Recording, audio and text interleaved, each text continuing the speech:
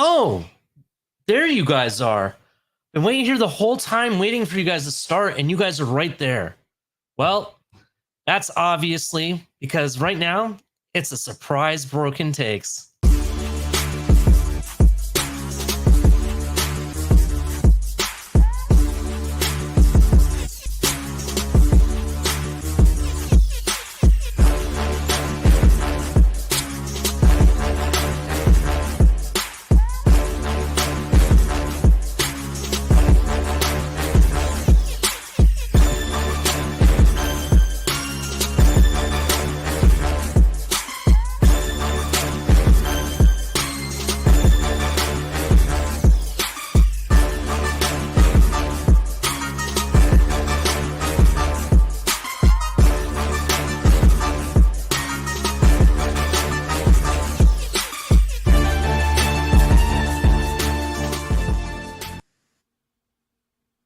New seasons, new gear. Show the world what it means to be a fan in 100% authentic gear. Fanatics. Officially licensed everything.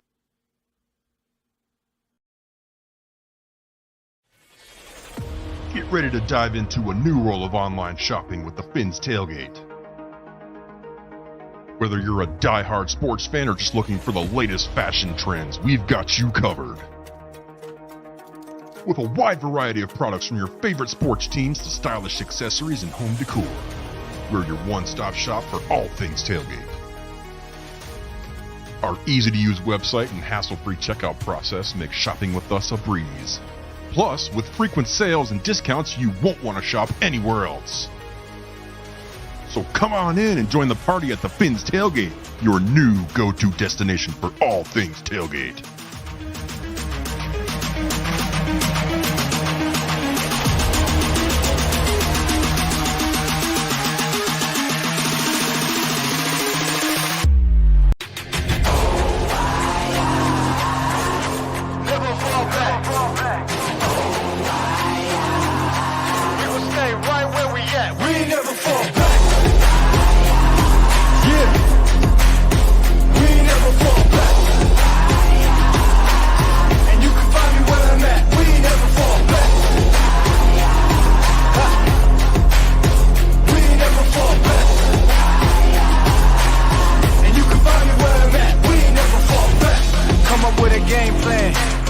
XL up in the pen, you can't shake that. All the way gassed up, full tank, man. Moving too quick, keep the cameras in the playback. Dang, so tell me how you feel with it. You put a lid on it, I ain't got no chill with it. This right here your problem, you gon' have to deal with it. Lay it on the line, high risk, that's the meal ticket. Yeah, we ain't never fall back. Hold our ground where we at, never fall back. No lies on facts, we gon' stay right where we at. We ain't never fall back.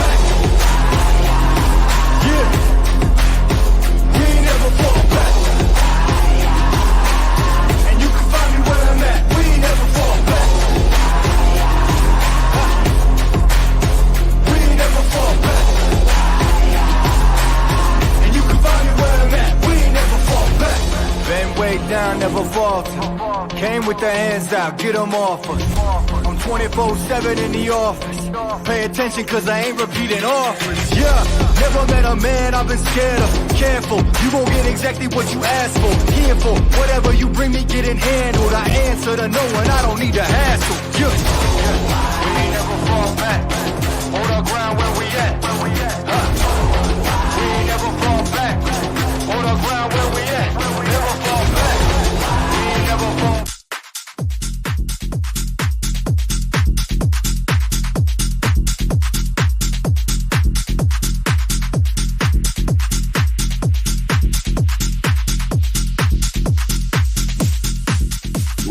Ladies and gentlemen, it is a brand new show here on the Fins Tailgate. It's Broken Takes with your host, Ali the Persian. Let's go.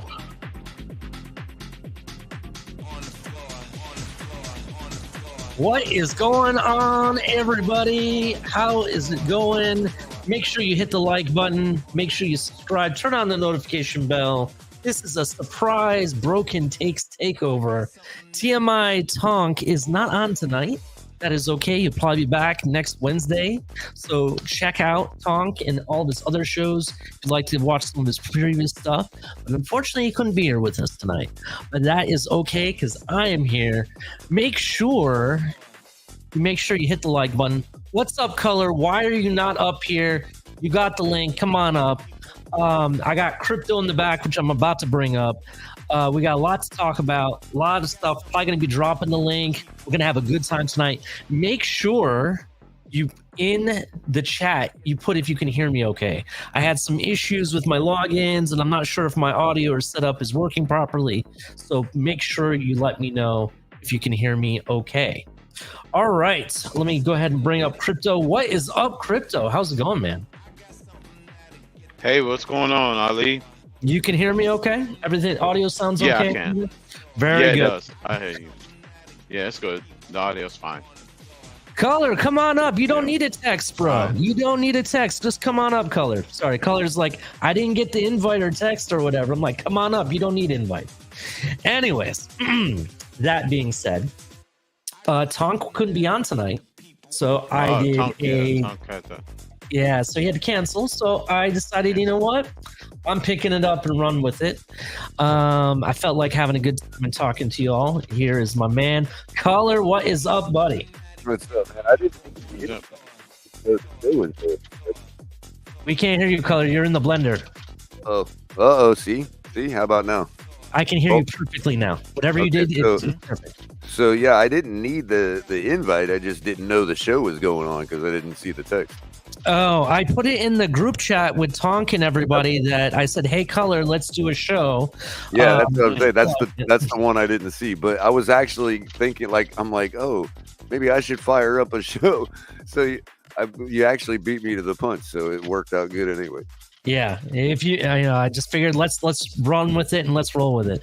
So then when I saw you, I'm like, oh, Ali must have got bored.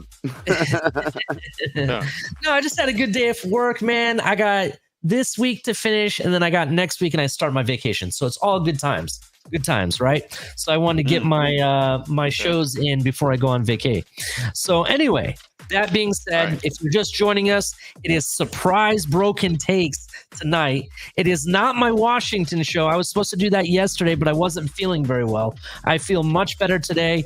I'm going to save my Washington show for next week because it definitely deserves a full scope and concentration with everybody here on the panel and everybody in the audience. So yes, it does, man. He's looking pretty decent in OTAs, man. Yeah, both Malik and Taj Washington are looking very good.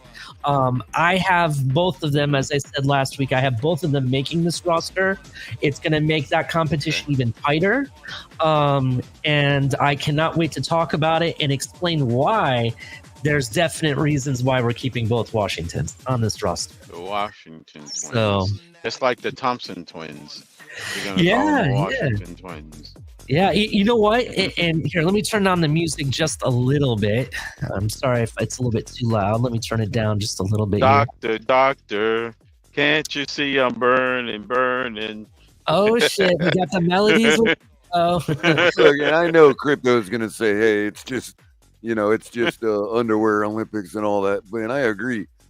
But it's not so much Malik looking good. It's the way he catches the ball. That's what I'm looking at in these underwear Olympics. You can't really look at nothing but real, fundamentals and stuff like that.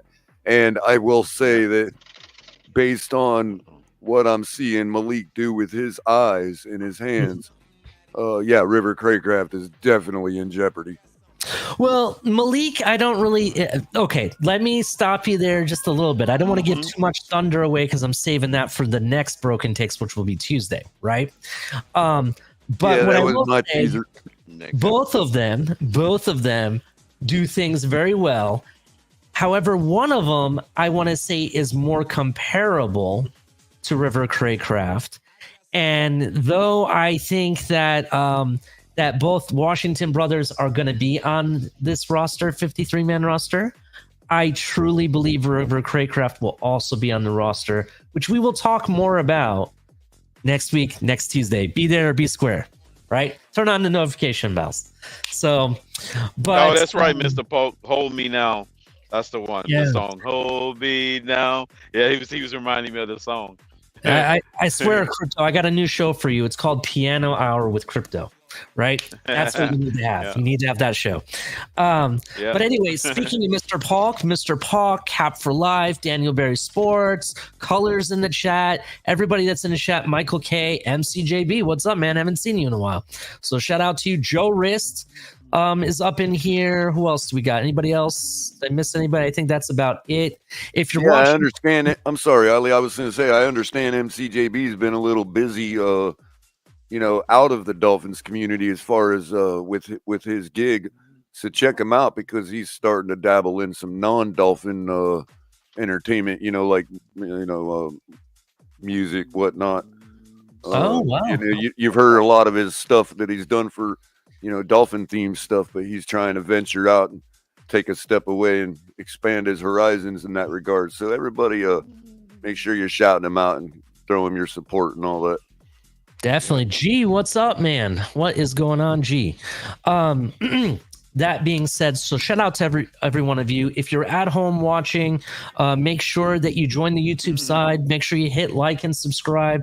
Turn on the notification bell. The reason you want to come over to YouTube is so you can chat with everybody and we can just have one big conversation. So you're not missing any of the action, really. So definitely shout out to all of you. Josh Allen is the next Elway. June 1st, Monday is available. That is correct. June 1st is coming. Money is coming, right? Money is definitely coming. Today we had some unfortunate news for you people that think we need to address the offensive line. Dalton Risner has decided to sign with the Vikings for next to nothing. Though we did talk to him. We did have discussions with him. He decided to do that. It is what it is. I don't know if it's because the Dolphins really weren't biting or if Dalton Risner just wanted to go back to the Vikings. I don't know. He'd rather play with Sam Donald than Tua. Is that what we're saying? Yeah. Yep. Yep. And on another, in some other offensive line news, more bad news, people. It looks like for those that wanted Dalton Risner, Liam Eichenberg was seen wearing the orange jersey today. Oh, that's not bad news. That's wonderful news. What are you talking about? Listen. That's right. He had that orange jersey. That orange can easily be converted into gold, Yes. Gold, I'm going to start this. It's the next phase of this color wheel, isn't it? Isn't that the next color, Ali? On the color wheel? That is correct. You can only go from orange to gold. All right? That's right. Listen, I'm starting this positivity train on Liam Eichenberg. Now, if you don't want to be on it, get off because we got more room for everybody else, right? I'm telling you straight up, I think he's going to surprise a lot of people no matter where he plays on the offensive line. Let it be center, right? Let it be right guard, left guard. Seems like it seems like any position and any player can get better than they used to be. Hey, and that may be Butch Berry doing some magic or whatever. Now, you can think I'm crazy, right? I don't care. But the numbers proved in color, you've talked about these numbers all the time, about the offensive line, regardless of what you thought in a single or maybe 2 or 3 games, by the end of this season, that offensive line was improving much, much better. The amount of pressure Tua was under was a lot less than what we started, right? And every year, Eichenberg, in the last 3 years, I'm going to say it, has gotten better each year, right? He's gotten better from the year before and the year after. And if you want to hate on the man, go ahead. But I'm telling you straight up right now, in a pinch, if he has to back up at center, I have no problems with it. He actually held his own besides that one game, which he was a surprise starter and didn't even know he was starting till the day of, to be honest, right? That was the one game that he was trashing. All the other games, he did fairly well for being someone that never really played center before, right? And then on top of it, when he did play left guard, and I even want to say there was a few times I saw play right guard, he held his own. He didn't screw up big. He held his own. So now you've had 1 year under Butch Berry. Now we're going into year 2. Imagine what Butch Berry can do with him in 2 years compared to what he did in the first year. You know what I mean? I only can expect better. That's what I'm saying. Yeah, Josh Allen says Eichenberg looked decent last year, especially at center. He's just not a tackle. I agree with you 100%. He doesn't have the arms for to being a tackle. I think he's a little bit undersized, but I think he is about the right size for an interior offensive lineman, such as center. El Cap, shout out to him. He's not here right now, but in the spaces, he brought up a point that I want to see what you guys think. Aaron Brewer has been on the sideline, right? And during OTAs, Eichenberg said it himself. He's been taking snaps at center and trying to be the best center he possibly can be.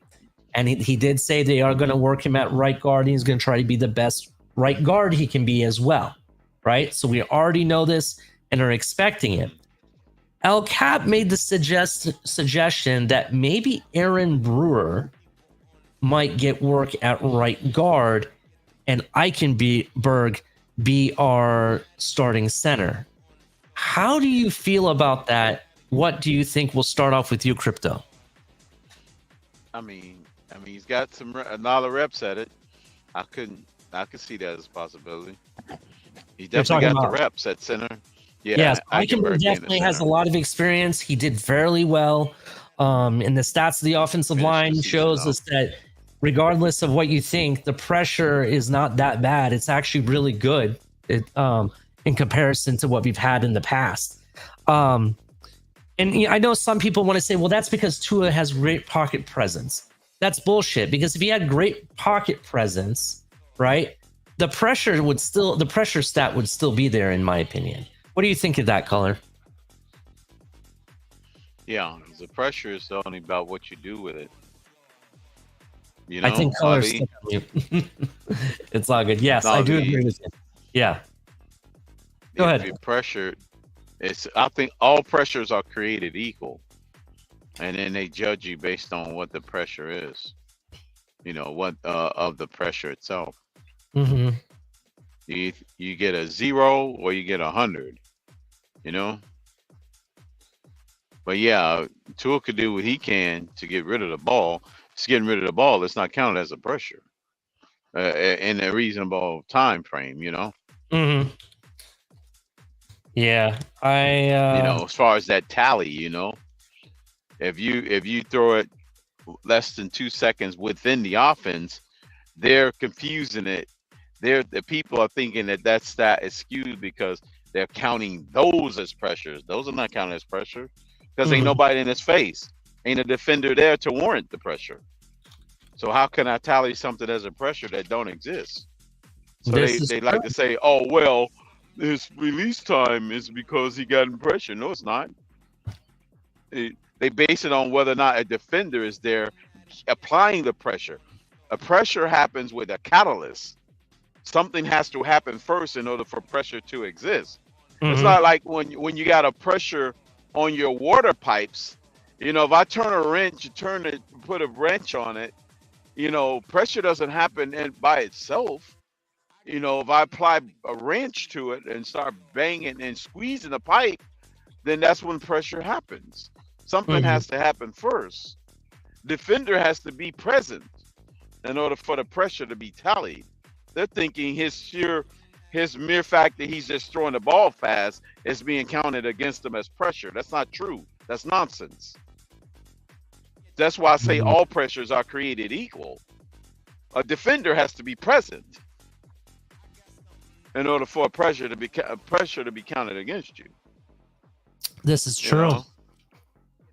This is absolutely. They're thinking Tua's getting dinged for phantom pressures, all because he's getting rid of the ball quick. But I would argue, what phantom pressures are they talking about? The pressure rate was 15%. That was 32nd in the league. That's right. That's basically. In other words, right. That goes to my point. First lowest in the league. A defender has to be there. A defender is only there in his face 50% of the time. What you're saying, right? That's what I'm saying. Yeah. So yeah, that goes to my point. Either 31st or 32nd, Ali. So that's either first or second lowest pressure in the league. Yeah, that was my whole point, was the fact that we're not allowing pressure. So how can you equate that to that he has good pocket presence? It's like I could understand if they're he's only because look, what's 15%, Ollie? That's one out of how many? I don't, out of 100, I guess. I don't know. Well, I mean, so how many 15s are there in 100? Roughly. There's technically about 8 or something 8, like that. yeah. Right. So you're talking about 1 out of 7 or 8 dropbacks he's getting pressure. They're only looking at that one and saying, "Oh my God, how terrible is it?" Yeah, that's basically what's happening. And personally, I listen, I have bought into Butch Berry and what they want out of this offensive line. They have proven to be the best charlatans. And if you don't know what that means, it's someone that sells junk as if it was gold, right? They have turned junk into gold. That's what they've done. And they've played money ball with this offensive line, and it has worked for the past 2 They seasons. used to call that a carpetbagger. Okay. All right. I haven't heard that term, but yeah. Yeah. Well, the reason being is that the traveling salesman back in the day, in the Victorian times, they would have a bag with their goods in it that was made out of like a carpet material. Right. Yeah. Well, now the carpetbagging goes to the more political sense where Yeah, exactly. It's like a traveling trying to, politician a now, pretty traveling much. politician, right? Mitt A guy Romney, that a guy that serves in a district that he doesn't live in is pretty much what a carpetbagger is. or being a senator of a state he's not from, like Mitt Right, Romney. right. Yeah. You know, That's my argument with the offensive line. Well, I I trust won't go you. deep, but- Go ahead. I'm sorry. Go ahead. Go ahead. No, I was gonna say something else, but I don't want to devolve into that. I know a lot of audience members don't like it, but but as far as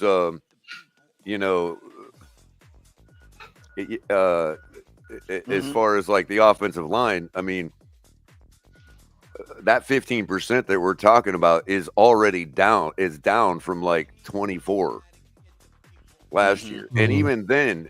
Or 20% last year, 25 the year before. But even then, you're talking about 1 out of every 4 or 5 dropbacks. And that was when we were talking about 30%, historically bad O-line. Now we're at 15%, which is good for first or second in the entire league. And we're talking about, and we're wondering why Chris Greer is standing pat. Yeah, I'm trusting. Listen, I told you before that in some positions, looking at that 15% number. Yeah, I've said it before. In some positions, Chris Greer plays money ball, right? And that's what he's doing with the offensive line. He's playing money ball and playing to their strengths. And Butch Berry and Mike McDaniel is making it happen. And that's what I'm trying to say. As much as we complain and slam the table, I'm really not worried about the offensive line. Not right now, at least. Now, if you wanted to do a deeper dive, you could look at individual games last year. And yeah, generally speaking, in our losses, we had higher pressure rates. But they were in the 20s, though. But they still weren't ridiculous high. Number. You know what I mean? They were still relatively low based on the rest of the league. They were like 30s at the most, maybe. Right. So the question becomes, what are we doing on all the other dropbacks where we're not pressured? That we can't amount for more than 7 points in Kansas City. All right. Yeah. So we have some news to talk about outside the Dolphins, and I know we're into this conversation about the offensive line, which I am very happy Eichenberg got the orange jersey. But I think this news, which does stay in the AFC East, we kind of have to talk about it, at least what we think, because it's just speculation. I haven't heard anything, but there's this video being shown, and we have to talk about it. So it's coming out of the Jets OTAs, and there's a video where it's a non-contact. Aaron Rodgers hikes the ball, tosses it to the running back, gets the ball thrown to him, which he looks for a pass. And you can see him kind of hobbling a little bit. And then later on, he's sitting down taking his shoes off and looking at his heel, and they're doing something with his foot at that point. Now, nothing's come out. People have said, I hope you're okay or whatever. I don't know if you guys have heard anything. Do we know, is he injured again or what? But to me, if it's happening already, it doesn't necessarily look good. What do you guys think? Wait a minute. Say that again, Ali. Who's getting injured? I was stepped away. Aaron Rodgers. I think it's because he's not. He So- hasn't been. He's been out for so long, and he came out firing. Yeah. Now he's, Something like that. it's catching up with him, and his feet are sore. So what you're telling me, Color, is that he got a blister on his heel because he's not used to the back of his shoes. Maybe not blister, but like You know how that just in happens? general, when you're a 40-something-year-old man, you get out there all gung ho. About 3 days later, you're like, "Oh, my feet are sore." Yeah, I don't know. It just didn't look right, and it was right after a pass, and he kind of like hobbled, not kind of similar to what it looked like when he got the injury in the game, obviously.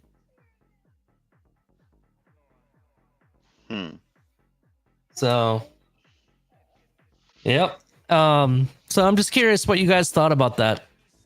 Matter Anyway. of fact, by the I'm way, interested Tua's to pressure be rate honest. has never been higher than 21% his entire career. I mean, some Even doing those so-called bad historic, they like to put historic on Crypto, every I'll term, read you the offensive numbers. lines. I'll read you the numbers. They always use the number historic. I'll read you some the reason. numbers. 4 seasons. Ready? Starting with 2020. 14.7. 20.9. 20.0. And then this year that just passed, 15.7. 15% pressure rate. Yep. And he was blitzed 116 80 times this year, the most in his career. Till 85% of the time. Yep. Not being pressured. What is going on? You know? Yep. He was blitzed 115 times his rookie year, 100 times his second year, 86 times Mike McDaniel's first year, and 116 times last year. So they got a little comfortable blitzing him. It's Mike McDaniel's second year. Right. They I guess he had a increased their chance to- blitzing, and our pressure rate went adjust to- down. Right. Which mean they brought more people, even though they still didn't get to And the him. pressure rate went down. Right. Now I'm trying to find the advanced metrics for the individual playoff game last year. So Yeah, I they have it. You some can what in the just- world news. You could just Color. isolate that one game. Go ahead. So Brandon McManus of the Jaguars, I guess, is getting sued by 2 women who are claiming that he sexually assaulted them during a flight to London. Wow. Right? 14%. last year's game? 14% in the 14. Kansas City game. Yeah. So Brandon McManus, Yeah. a That's lower witness. than the season average. Yeah, witnesses in case against Brandon McManus will definitely say alcohol was on Jaguar's plane. This happened on the Jaguars plane, FYI, to London, which puts team at risk for significant NFL discipline. Not allowed to have alcohol on international flights. Well, it happened on the team plane, is what the issue is. You would Not think the that it alcohol. I was don't a think the charter alcohol is plane. really the issue, but the fact that it was on the team plane, Color, that's a big deal. Right. So Yeah, but most of that stuff is allowed. yeah, At least alcohol. that I don't one. have an issue necessarily with the alcohol. It's the sexual assault part that is So, the issue, yeah, and the fact that there's Right. witnesses that makes it worse. yeah. You know what I'm saying? It's not like a hearsay. So- Now you have witnesses that eyewitness stuff. So that's why, at least we think. We don't know yet. We have to wait till everything comes out because who knows? So we'll say the alleged crime. It just doesn't look good for the team. I'll just say that. Hmm. So, yeah, Yeah.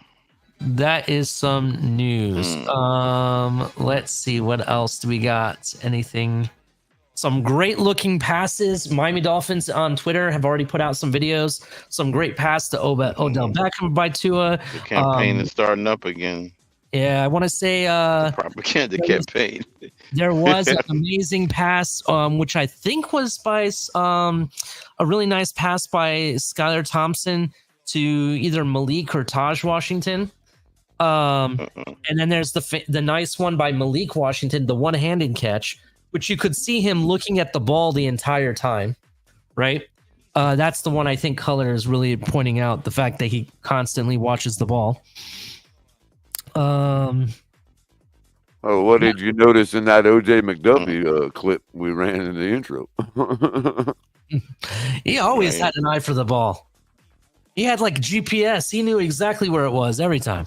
That's why I know he wouldn't disagree with me.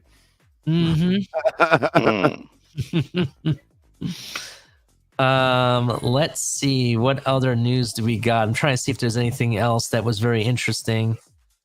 Juwan Jennings re-signed with the 49ers. So that was kind of a deal. I want to say it was a $50 million deal or something like that. I could be wrong about the numbers. How much did they give Ayuk? So Yeah, Jennings got what, 12 million? Jennings got his money before Ayuk did. Ayuk hasn't gotten his money yet, as far as I know. I did hear Ayuk wanted more than Amon St. Brown, though. I heard that. And if that's true, Like then they wanted more, huh? yeah. Personally, between you and I appreciate what, which will be more than Debo. Yeah, that's true. I appreciate what Amon St. Brown does for Detroit more than what Brandon Ayuk does for the 49ers. That's just my opinion. Yeah. Wow. Yeah. So, also heard this. Again, I wasn't at OTAs or anything, so I don't know if this is true or not. But I'm hearing that there are reports that the defensive line was coming, specifically Chop Robinson. I saw Omar Kelly put out that you can definitely see off the line explosiveness, and it was causing some problems with the offensive line. So that's kind of encouraging. I kind of liked what Dudley Durong said. I don't know if you guys watch Miami Herald's Dolphins in Depth with Omar Kelly. I didn't see it. He had Dudley Durong. He had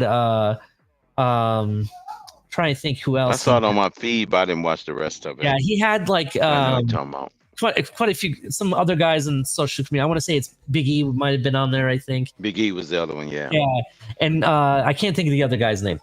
But anyway, no offense to him. I just can't think of his name top of the head. He said something like that he doesn't feel that the defense has changed very much. We have just added more players, but the production is going to be the same. That makes me feel a little bit better. So we can't, in my opinion, if this is true, if it's true, then our defense can't be any worse than what it was last season, right? That's the way I'm looking at it. If anything, it could be a little bit better or the same. And I'm kind of okay with that, because if that's true, then I should expect similar production, and still have the depth to back it up. You know what I'm saying? So I don't know. That's wait to see, but I know it's OTAs. That also means you are going to give up some points. You're going to give up about 23 points a game. Yeah. So it is incumbent upon our offense to cash in when the defense gives them an opportunity. That is true. That's literally our only problem.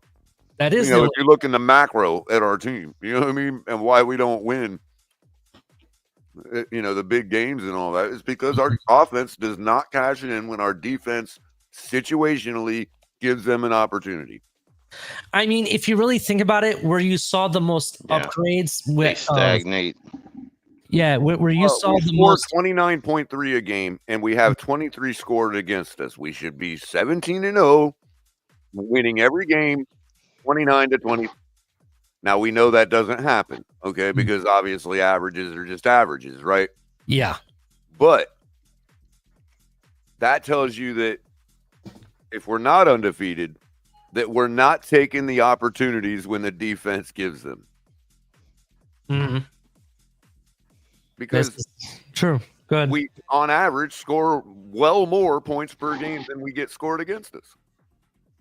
Mm-hmm. We should be winning every game by a touchdown. Theoretically. Theoretically, I get it. And the other thing is, you look at how the more major upgrades, and what I mean that if you look what people we brought in that really has the most margin of ability or things that they bring to the table that changes the needle a little bit was on the offensive side of the ball. You now have a number 3 that can be a borderline number 2 if needed in OBJ, right? And you brought in Jonnu Smith, who is a very fast and decent pass catching tight end in this league, and he can be very formidable. That's an upgrade. You look at bringing in Jalen Wright. That made in my opinion, our running back room is one of the best in the country, in my opinion. And then you look at our wide receivers, top to bottom, including the Washington brothers. There's really not any other wide receiver group that I can say that's this talented on the team. You know what I'm saying? Just in my opinion, I think that's where you saw the most upgrades. Everybody else that they brought in on the defensive side really kept the needle the same. It didn't drop down and it didn't really go up. If you're going to look at a little bit better ability or upgrade in certain positions, I would say we got better at inside linebacker on the defense. Maybe, that's maybe. So I know losing Jerome Baker, it was hard. Losing Andrew Van Ginkel was hard. David Long is still there. You brought in Jordan Brooks, and I think as long as he can be healthy, that'll be good. So I don't know. What do you guys think? I can't disagree with much of what you said. I think that goes the same for our third position group, the tight ends. I think Jose points it out now. I think we're just so stacked at every position now because what have we done? We've just sat here and, made excuses for losing while we've continued to pile on more and more talent in each of these rooms. And we have depth in these rooms. We have depth at wide receiver. We have depth at tight end or tight end and defensive end. Running back. All of it. Running back. We all have depth. The only question mark I have, which we have a crap ton of guys that we brought in, we just need to see who the real guys are going to be on the 53. That's the defensive tackle position. That's the only question that I have. Is it going to be Tierra Tart? I want to say, is it the guy from Dallas, Galmore, or however you say his name? There's some other guys that, that we're going to have. I'm curious. And then that leaves only one other thing to be worried about, really, for me, is safety. That's the only other question. And there are very, very few guys left from, the set of players and the team we built under Flores when the rebuild started. There's actually very few of those guys left, especially at the position spots.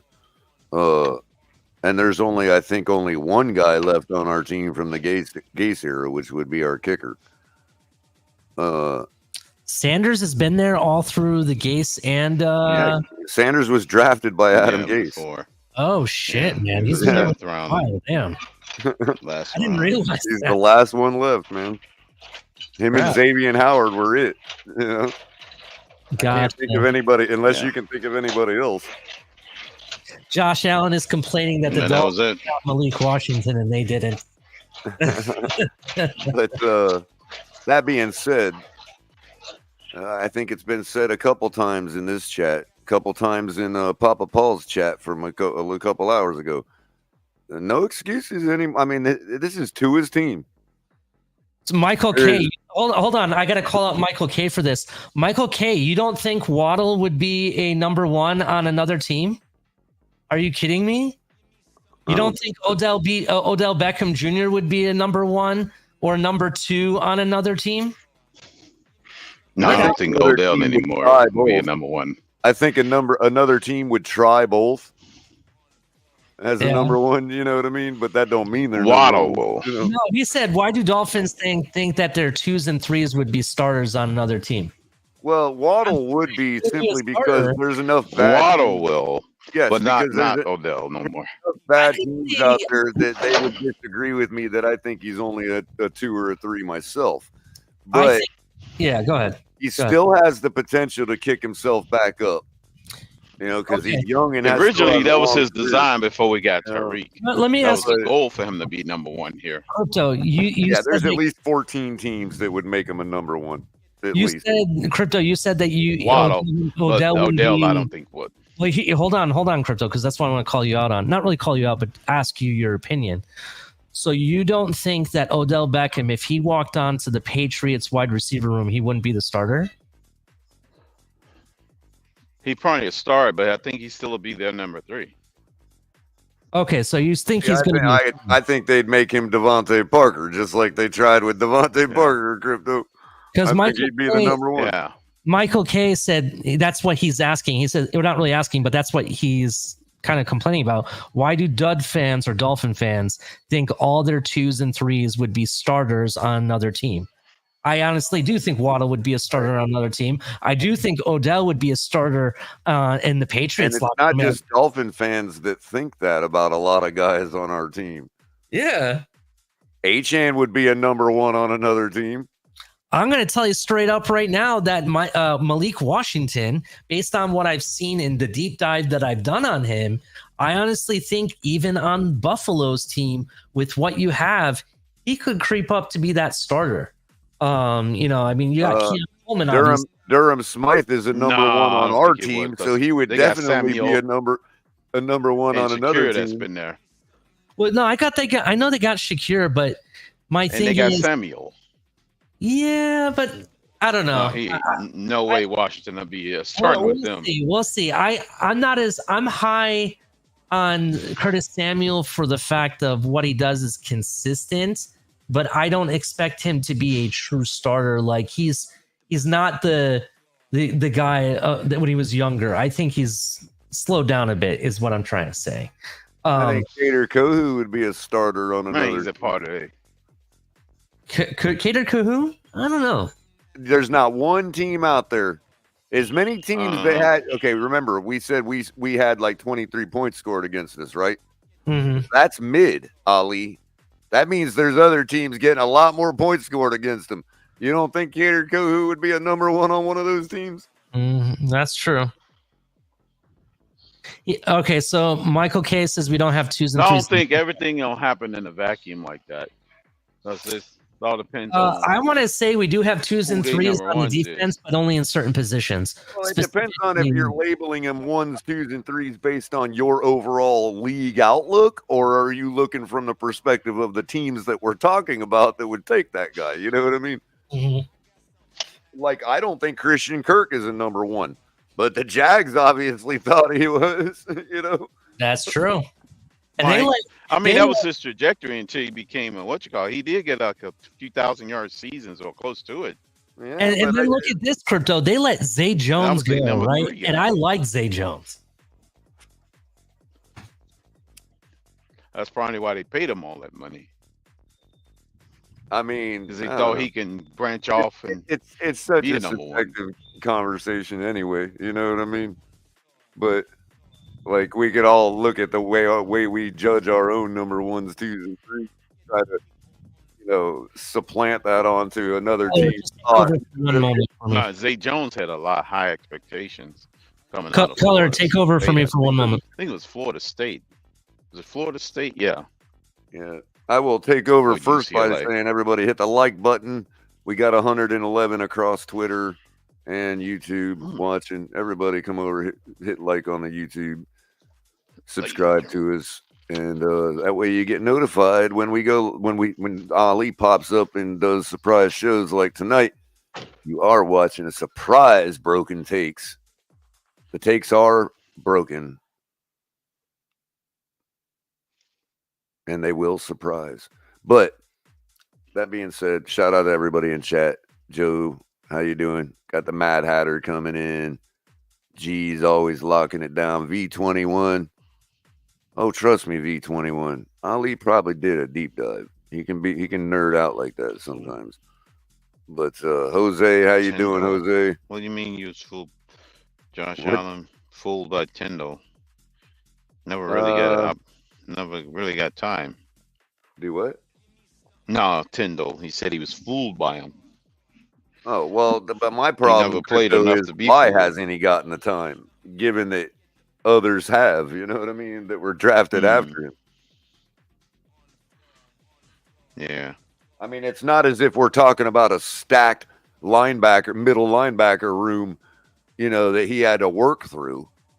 I mean, we suck at that position. You couldn't stand out, you know what I mean? What's up, Craig? Yeah. That's my issue. Maybe there's a reason. Maybe there's some issues with him and Fangio. I don't know, man. I don't want to resort to blaming it all on that like everybody else does. You know what I mean? And now all of a sudden we're seeing him, you know, be talked about, you know, in OTAs and all that stuff. Falling for the banana in the tail. All right, I'm back. How long could they keep kicking the can down the road and stop blaming the next defensive coordinator? Right. So I actually did do a deep dive. I heard someone was questioning I might believe, but sorry, Ali. No, it's okay. I heard someone was questioning if I did a deep dive. I actually did. I went and got the SIS information. So if people don't know what SIS is, it's sportsinfosolutions.com, which has a lot of in-depth stats that you can compare to other players on different teams. You can change the situation or the scenario, like how does this compare to Big Ten receivers or, you know, other teams or conferences and stuff. And there's also more in-depth information specifically around the EAP and like your, you know, how much of their production contributed to points comparison. And you can do it both for college and NFL. And what I started doing is, how many tokens does that cost you per minute? well, you know, it's very pricey, color. I want to say it's like $100 a month or something like that. Something ridiculous. That's you know, it's pretty expensive. But anyway, some of the information I found was good to have, because what I did is I compared the production of both Washington receivers in comparison to both Tyreek and Waddle.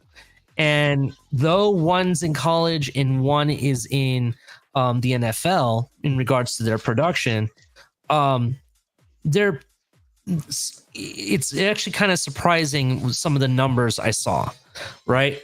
And what it also, some of the numbers and information like that I found contributes to that list of people we were seeing. Someone was posting about the separation percentage or percentage separation out of the rookies and everything in man coverage.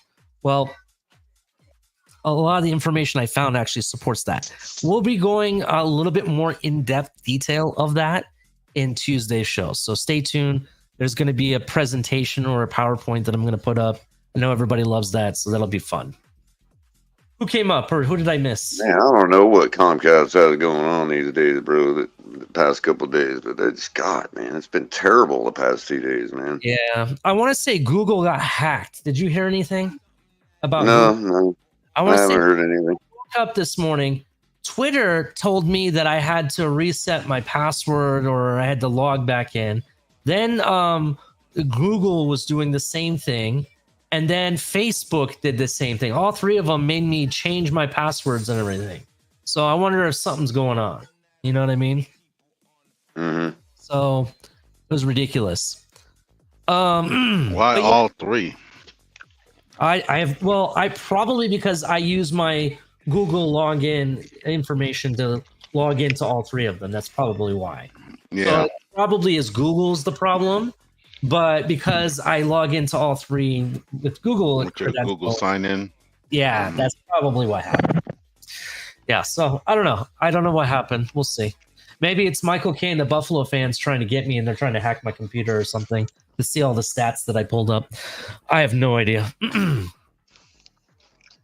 Amicus. Yeah, so the power went out yesterday on my little just on my row of apartments, right? It was out for like 5 hours and they fixed it. And the internet went out after that for like 3 hours, and it's been doing that like every 2 hours. It'll go out for like 3 hours. I have no idea why. They keep zapping my modem. Michael K is reporting that the Bills had released 5 captains, and that they obviously value talent over leadership. Very interesting. You got 5 captains for in the first place. Yeah, I don't know. I think we had 5 captains, didn't we? Yeah. Yeah, like the team leaders, people with the C on their thing. Well. So. Yeah, those captains, the ones that get the honorary C's on their jersey. Mm-hmm. Yeah. Because I think Javon Holland happened to be one. Don't they? What was the reason? Don't they have one captain that is like on the sideline in some certain situations, like if they have to call the game? Because didn't they have to bring out Christian Wilkins during the preseason game that they called? Remember when they stopped the game? Preseason game. I think it was against the Jaguars. The one game where we had no toughness or anything like that. Like guys were getting injured left and right. Physicality. We had no physicality is what the word I was looking for. They had Christian Wilkins, who was not even dressed for the game, come out onto the field to discuss with the referees what they wanted to do or something. I forget what it was for. I totally forgot about that. Yep.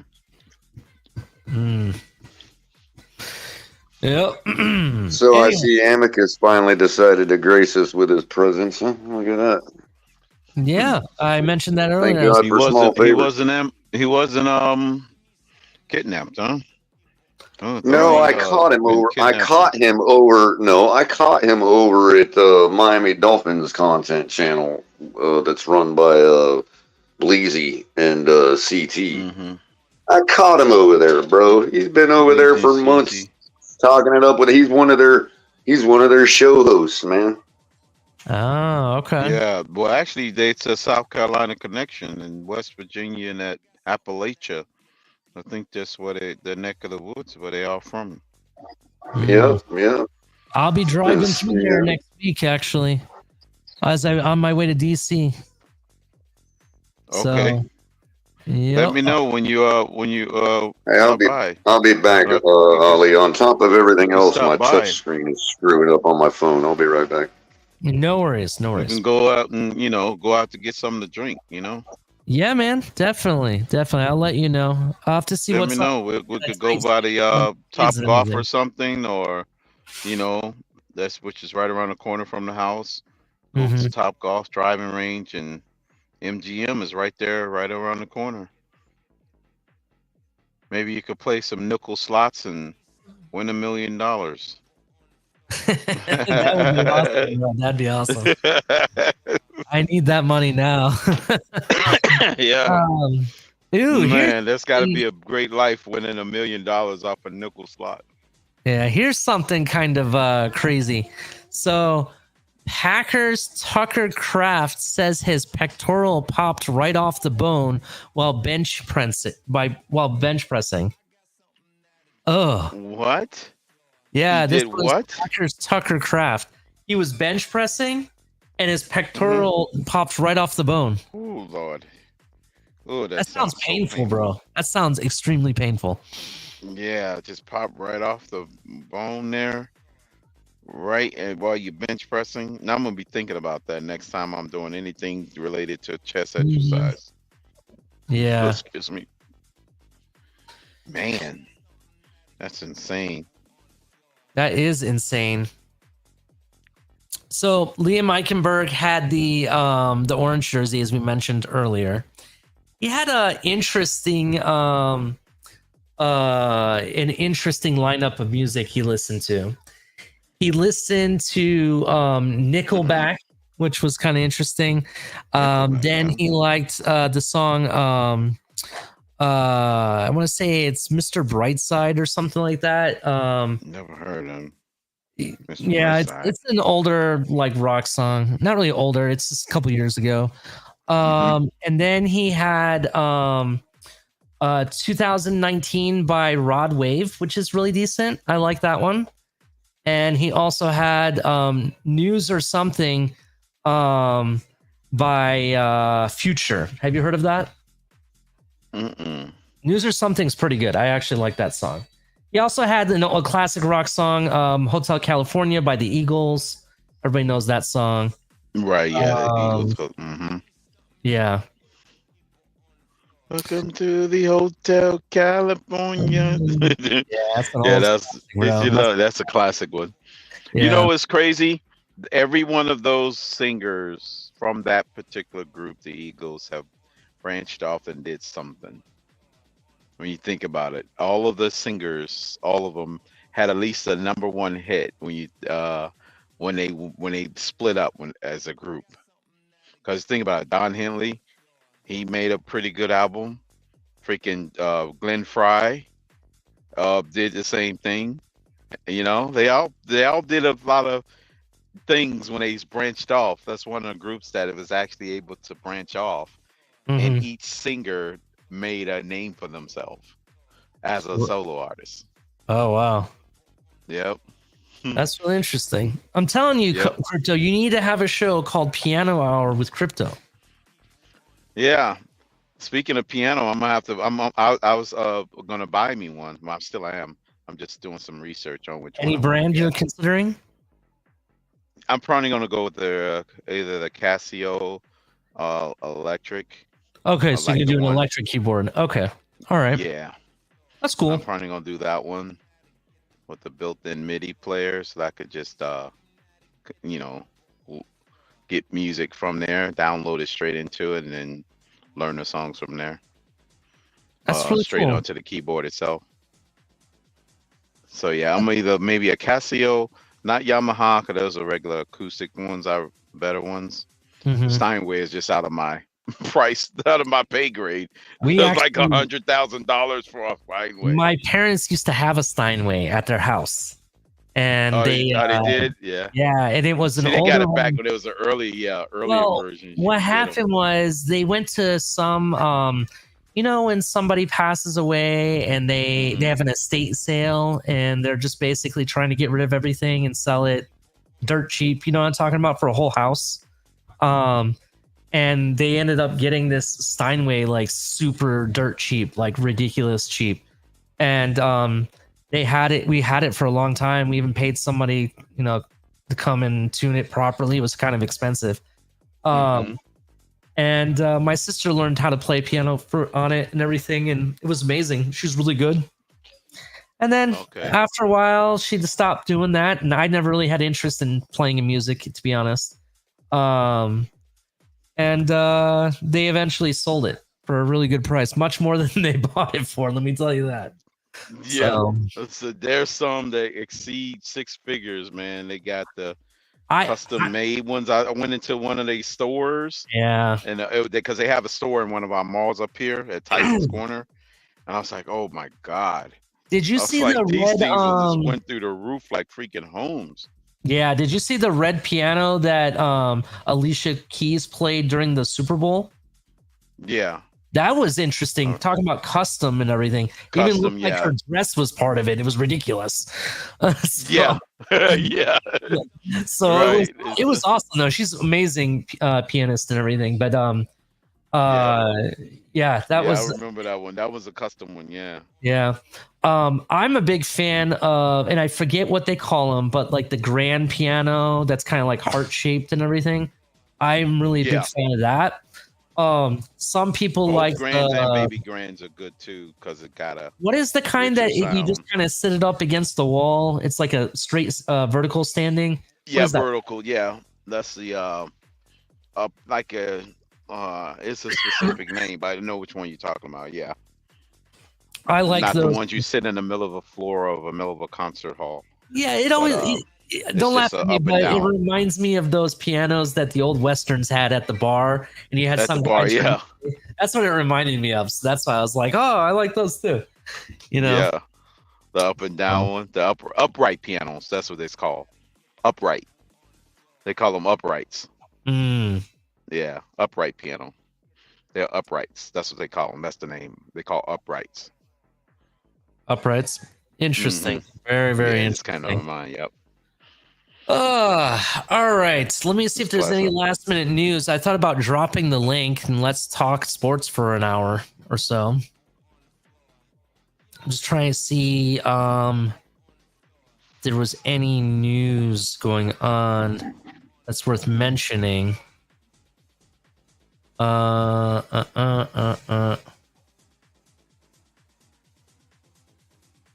So Joe Wrist. Damn. what happened? It's coming in guns blazing. Oh, what do you say? What do you say?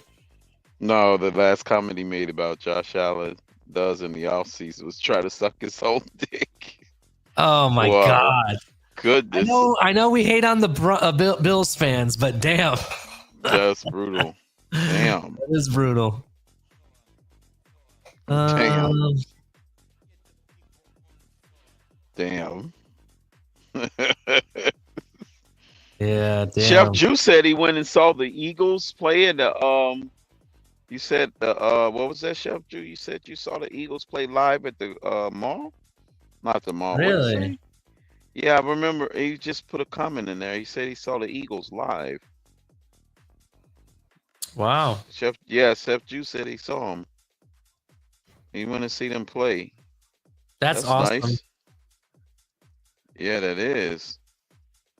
Got a chance to see the Eagles play, Chef Ju. So my dad went to a concert when he was like actually much younger than me, in his 20s or whatever, and it was Pink Floyd, The Wall, and like I want to say like a couple other bands. There was Pink Floyd was like the main one he went to go Pink see, Floyd. right? And Okay. I want to say Journey was. It was like a rock festival of some kind. So there was quite a few bands. South Beach. He I don't know said if it was- South Beach. Oh, he National said South Hotel. Beach Mall? Oh, okay. Yeah, South Beach National Hotel. This was up in Ohio area where we lived and everything. Well, anyway, my dad I asked me, so how was the concert? How was the experience getting to watch Pink Floyd live, right? And he goes, to be honest, we partied the night before, and by the time I got there, I was so drunk that I passed out and I missed the whole concert. I was like, oh my God, Dad, you gotta be serious. So that's what my dad said. And I was just like, you had the chance to see Pink Floyd live and you just blew it. Man. Oh, man. Crazy. Yeah. My parents' first date, not a joke, was Journey. That was something. Oh, man. In fact, I listened Journey. to because of that. Speaking of groups, that's another one. Trying to think of the other guy's name, not Steve Perry, because he was the other one. The singer? Oh, Because the original Steve singer Perry was the main one. Yeah, Steve Perry. He died? Yeah, he passed away. That's why they have. I'm pretty sure he passed away because the new guy that they have is I want to say he was he's gone. Asian or something. Hold on. I didn't know Steve Perry was dead. Hold on. He might not be dead. Hold on. He might just quit or something. One second. Okay. Original Journey singer. Here we go. Unless you're talking about the one before Perry took over.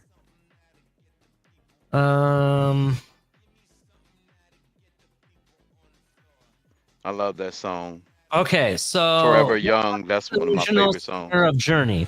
They presented with an ultimatum if he did not undergo hip replacement surgery, so the tour could proceed upon his recovery. The band would hire a replacement singer. Still hesitant to undergo surgery and now upset as bandmates, Perry announced that he was permanently leaving Journey. So he just left Journey. Okay. Yeah, I would say, man, that was a shocker. I thought if he he died was. for some reason. That's what someone told me. Yeah, I didn't. Yeah, I'll be totally out of the loop on that one. I was like, wait a minute, it's not Perry. You know, that song. I was trying to learn it when I was younger. Hmm. One of their main ones on that album. You remember the album with the little fiery eagle, like the phoenix like symbol? Yeah, You remember that one? yeah, I know what you're Yeah. talking about. Forever Young. That was one of my favorite ones. Faithfully is the other one too. Not Forever Young. Faithfully. Faithfully. Yeah. Um, I want to say my favorite song is "Don't Stop Believing," but Don't Stop Believing. That's a good one too. Yeah. they have Don't stop believing. Don't, yeah, yeah, that's a good one. Yeah, that's um, a good one too, Ali. That's a good one too. yeah, they Don't have stop a believing. lot of songs that are It decent. is. So yeah, interesting. Is the album you're talking about Because that's on that same album with the little fiery symbol. I Escape? call it like a little Is phoenix that symbol. Yeah. what you're talking about? Kind of 1981? look like kind of look like the phoenix symbol emblem in a way. They have a couple different ones that look like that. Yeah. Yeah. Regardless, I know true. which song you're talking about though. But they put out a lot of albums, to be honest. A lot, surprisingly. They did. Mr. Polk, you're right. The British invasion of music in the 70s, 80s, Mhm. and some in the 90s. You're right, Mr. Polk. The British invasion. They were part of that invasion, Mr. Polk. Queen, Freddie They was a Mercury, part of man. it. Freddie Mercury was the shit to this day. I still think he was. Yeah, they were part of it. Oh, with Queen, they were part of Yeah. it, Mr. Polk. When you're talking about after the Beatles landed in New York, and what was the other group? Because John Lennon, he did, since the 70s, they were pretty much all of rock. The power of the British band. Mhm. Once they hit the shores of New York, man, the rest was history, man. Yeah. Yeah, we had a bunch of good ones that came over and invaded, that took over, Yep. and then a They're lot of our groups here patterned their band styles and blended it in with some of theirs to make contemporary rock, alternative rock, slow rock, hard rock, Cap all for Life different is saying versions. Duran. Oh, Duran. Oh my God, Cap. That Yeah. was another. They was British too. What was Was the it? Was they was British too? Yeah. What was Yeah, the they was Scottish. One of them, I think they was. Yeah, Duran. That's definitely old school there. Did you ever listen to Emerson, Lake and Palmer? That do sound familiar. They were pretty good too. That they're back from that 80s time frame, 80s 70s time frame. They have some good music, but definitely What's the other group? Wetzer. How do you pronounce it? Weezer. Weezer. I think their name was Weezer or Wetzer. Weezer is like a punk rock type of band, aren't they? Okay, that's what I was saying. That was a different version of rock. They took different style of. I think it was more punk contemporary. But yeah, they was in that same generation. Yeah, so ELP, which stands for Emerson, Lake and Palmer, they're part of that British rock because they're an English progressive rock super group from back in the day, from back in the 1970s, 80s time. So yeah, so you were talking about the English British invasion. That's why I brought them up. The English British, yeah. So Fogerty. yeah, Oh, I yeah, really that's liked Queen though. That was my jam from back in the day. Anything that did with Freddie Mercury. Didn't they do? I want to say, didn't Queen dabble into disco? Or they did something with disco? They may have, but I don't remember. Well, I'm sure Oh, they were popular on the disco scene. Like the same crowd Yeah. liked them. You know what I right. mean? Yeah, that's what I'm saying. I could have sworn I saw them in a disco video or kind of a It, Yeah, I mean, yeah, what you call yeah. it? Yeah. I'm pretty sure they you'd find embraced Freddie this Mercury at though. a So at I a think you're right discotheque on though. I Friday think night. you're At a discotheque, right? Yeah. I could have. I know. so there is a song. I'm just looking it up because I think you were right. I just couldn't think of the name of the song. They're saying that Hot Space has a long considered quite a controversial career move for Queen, since much of the mood is defined by the dance and funky disco. So they embrace disco into their music. Okay, that's what I thought, because I could have sworn I saw. I can't put my finger on the video that they did, and they had the disco lights and the disco ball, and I was like, wait a minute, they kind of crossing over here, or kind of blending, not necessarily crossing over. Yeah. But Speaking of British invasion, the 70s, the mid 70s, we all know what was going on in the mid 70s. Speaking of British invasion, I want to say it's Disney Plus has a remastered version of the Beatles. God, what is the name of that song that they have? Michael Jackson did a version of it. And I apologize if I don't know the name of the song. I can't think of it top of my head, but it goes like, she got hair down to her knees. It's like Stand Together or something, or Together, I think it's called. You know what song I'm talking about? That's no, Won't Back Down. Oh, that's all right now. Was that the one? Yeah, that song. They made a movie or a documentary or something, and it was kind of dark and stuff like that, right? So Disney remastered it, I guess, and it brings out a lot of positive stuff that during that time when they were putting that song together and everything. So I've been told that you have to watch it. So yeah, Joe Rich was like, take a watch. Come Together. It is Come Together. That's the name of the song, isn't it? Yeah, that's the name of the song. Yeah, Come Together. Yeah. What's his name was right about the Mr. Polk with the spindulette. True. Now, that's some old school there. Jam. That was. Yep. That's when you had a lot of crossover. Yep. The era of the one-hit wonders. So, Color, have any last-minute things before I open the floodgates? I figured we open the floodgates for about an hour. I'm on foot right now because my internet's out, so I figured I would use this opportunity, since I got to use my phone anyway, to walk to the convenience store. So okay, no problem. I'm mobile right now. So if I go out, in and out, whatever. How's the traffic looking, Color? We haven't done that in a while. Oh, it's pretty clear. I have not seen any passerbys. I saw a crowd of people that aren't allowed to be in this neighborhood huddled by one of the stairwells. But other than that, traffic's pretty clear out on foot. All right. Well, thank you for the update. I'm going to be dropping the link here about now. We can talk ball. We can talk whatever you guys want to talk about. This segment, dropping the link, is brought to you by Hungry Like the Wolf, Duran Duran, 1982. There you go. That's definitely that one's for Cap for Life. That's a good one. Hungry Like a Wolf. That's right. Real Big Fish did a ska punk remake of that too. It's pretty good. Yeah. Into that kind of remake music. of Hungry Like a Wolf.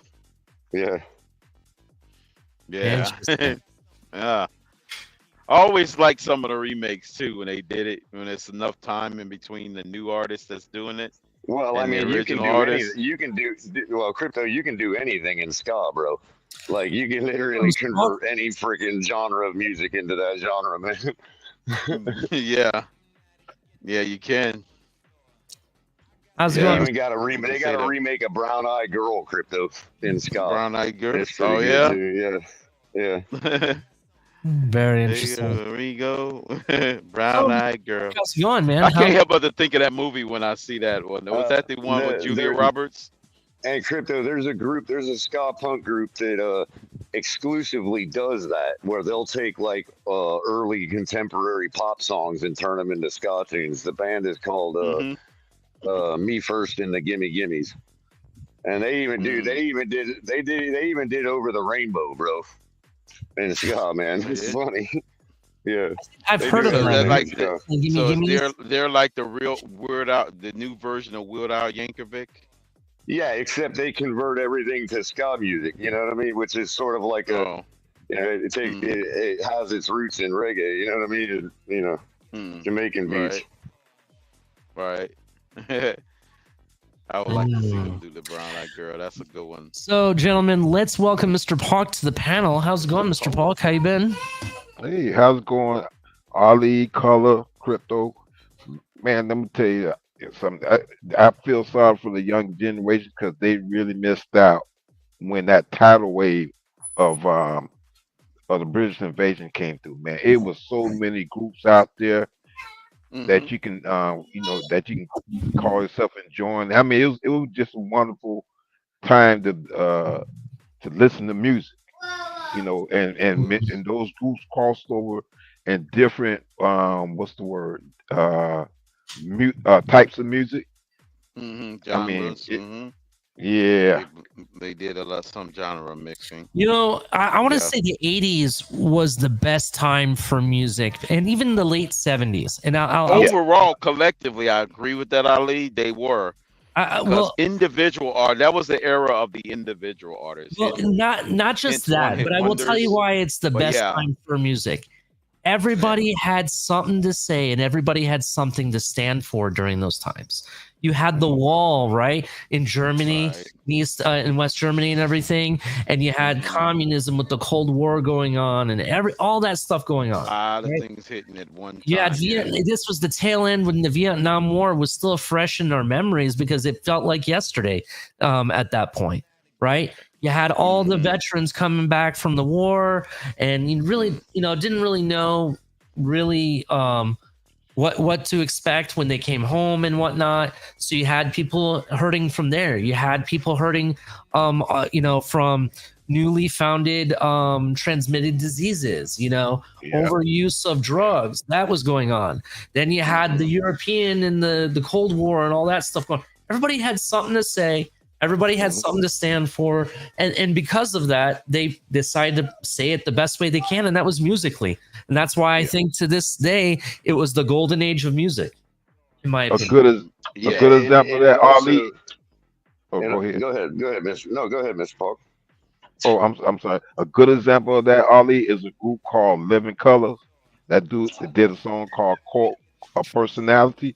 If you go and look at that video, they cover you'll see a little bit of different issues with that video. War, politics, the whole 9 yards. Yeah. And they were speaking of crossover, Mr. Falk, with groups like that crowd was friendly with the ska punk crowd too, man. Yeah. Like see, that's the thing about Living Color stuff, man. They were great, man.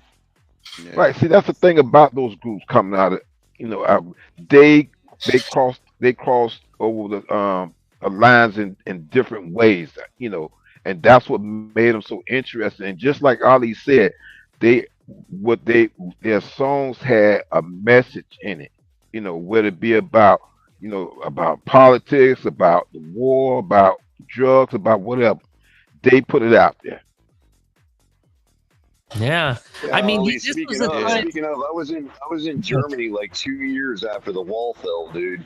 Yeah. And it was like I witnessed the debut like 5 years before I got there. I witnessed the debut release of Scorpions' "The Wind of Change" on MTV Europe in Germany, dude. When I was there. Wow.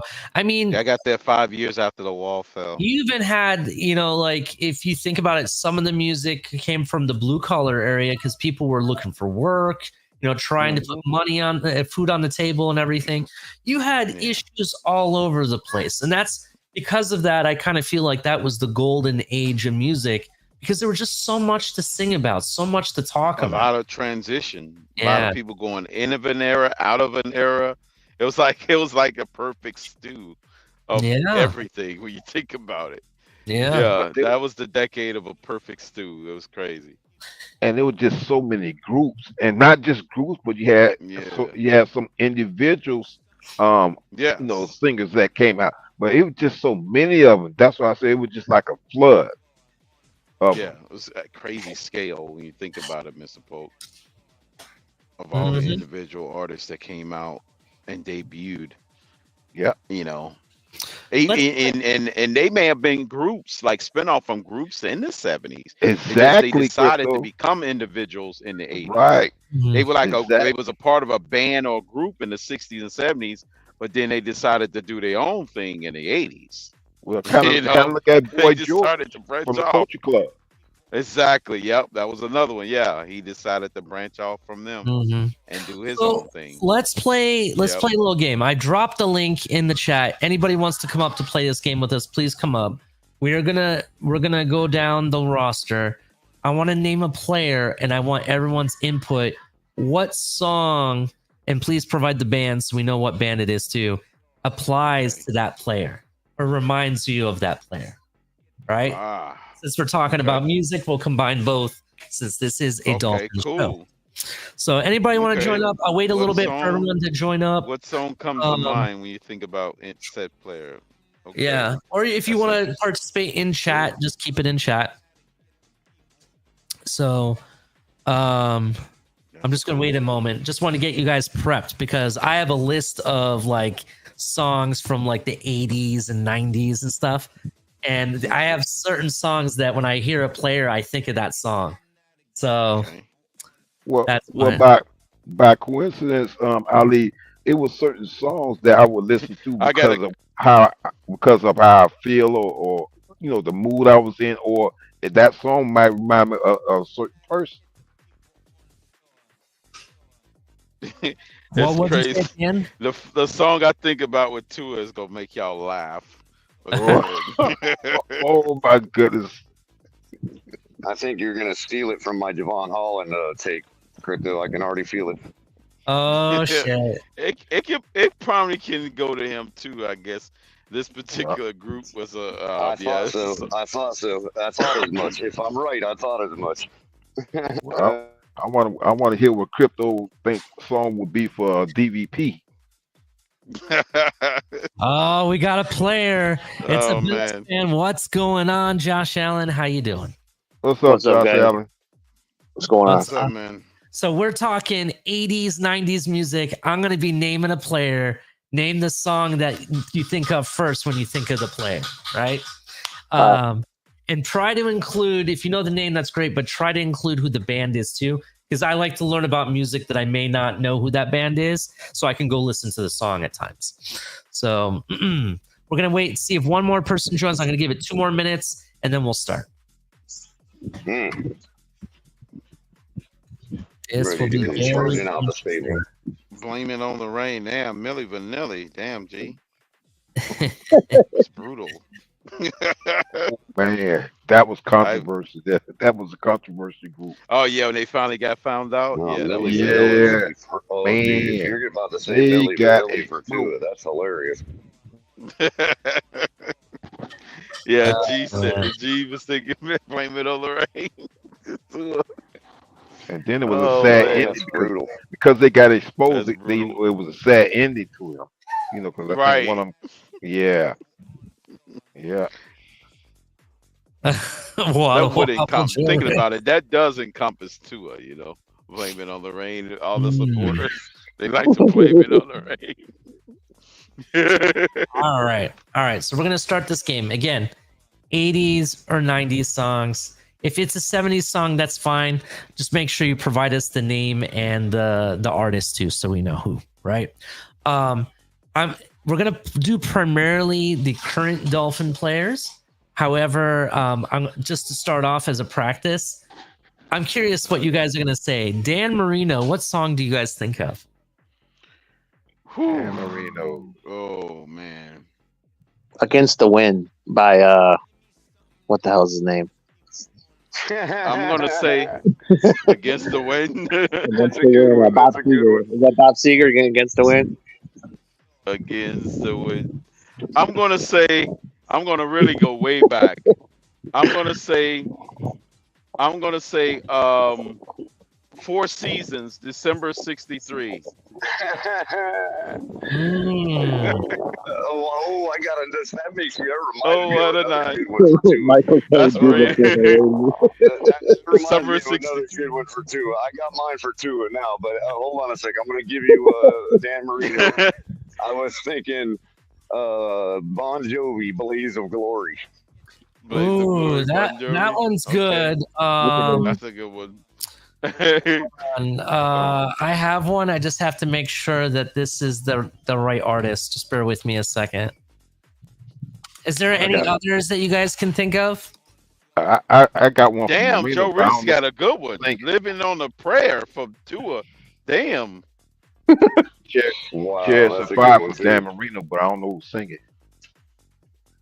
No, Eye that's of a the movie. Tiger for My G. bad. Well, He said, the song Eye I'm of the thinking. Tiger would be Brian Cox. Yeah, well, maybe there's some other Yeah. ones I kind of like for him too, like Danger Zone and other things like that. Danger Zone. But Yeah. I think of Brett song Favre I when I hear like, Danger the Zone. song I like is That's my song for Brett Favre. on like I do agree. I do like the song, but it's more for the name of the song is why I think of this song. That's what I'm thinking. I Walk Alone by Mecca Normal.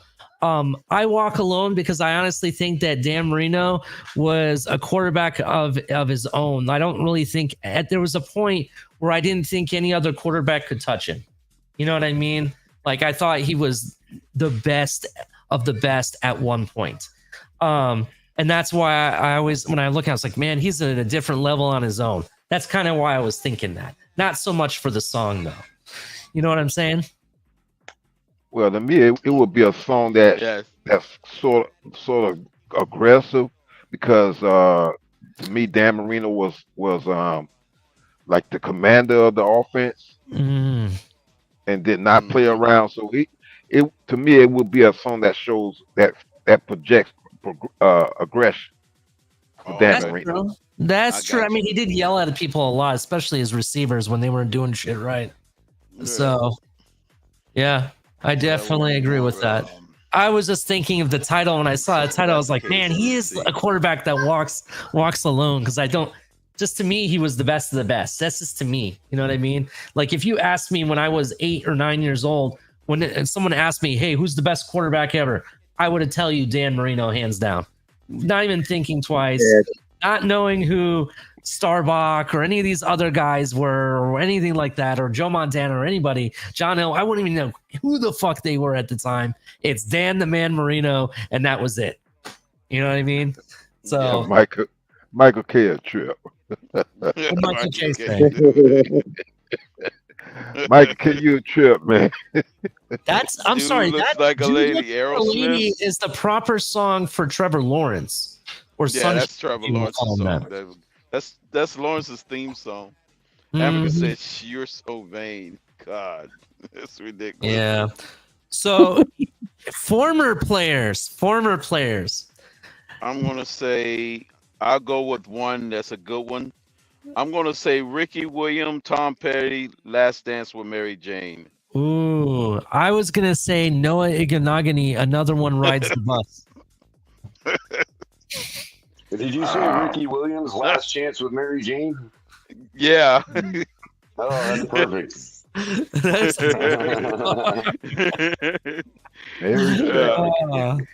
a good one, Crypto. It can't beat that one. All right. That's Ricky Williams right there. So let's do current players. I'm going to go down the list. I was going to say, real quick, on a former player, I was going to say Brian Cox, Easy E, real motherfucking G's.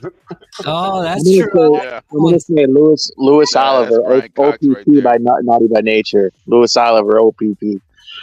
Oh, I got one. Lawrence Taylor, White Line by Grandmaster Flash. Oh, man. White Lines. Oh, that's perfect. That's a good one, Mr. Yeah. Polk. White lines. I got There's Taylor. Oh my God. OJ Simpson. That was classic.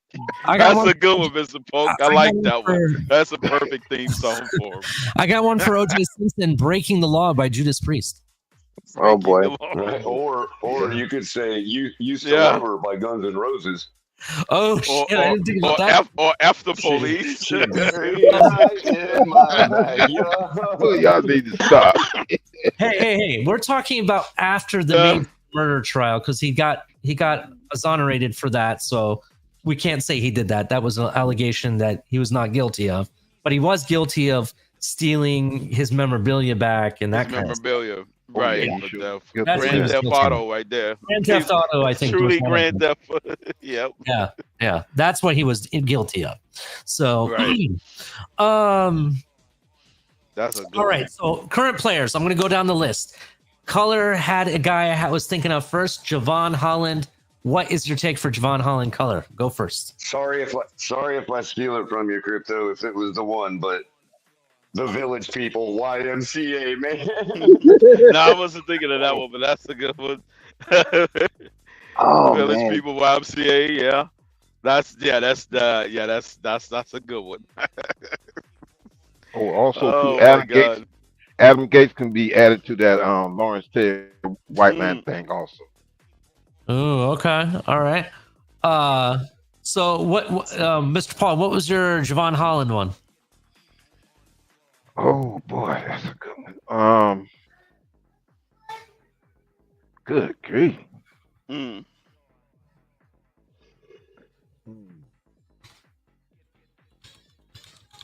I think I got a good one You for could- Javon Holland. could It go kind with of something embodies from the his studio. attitude.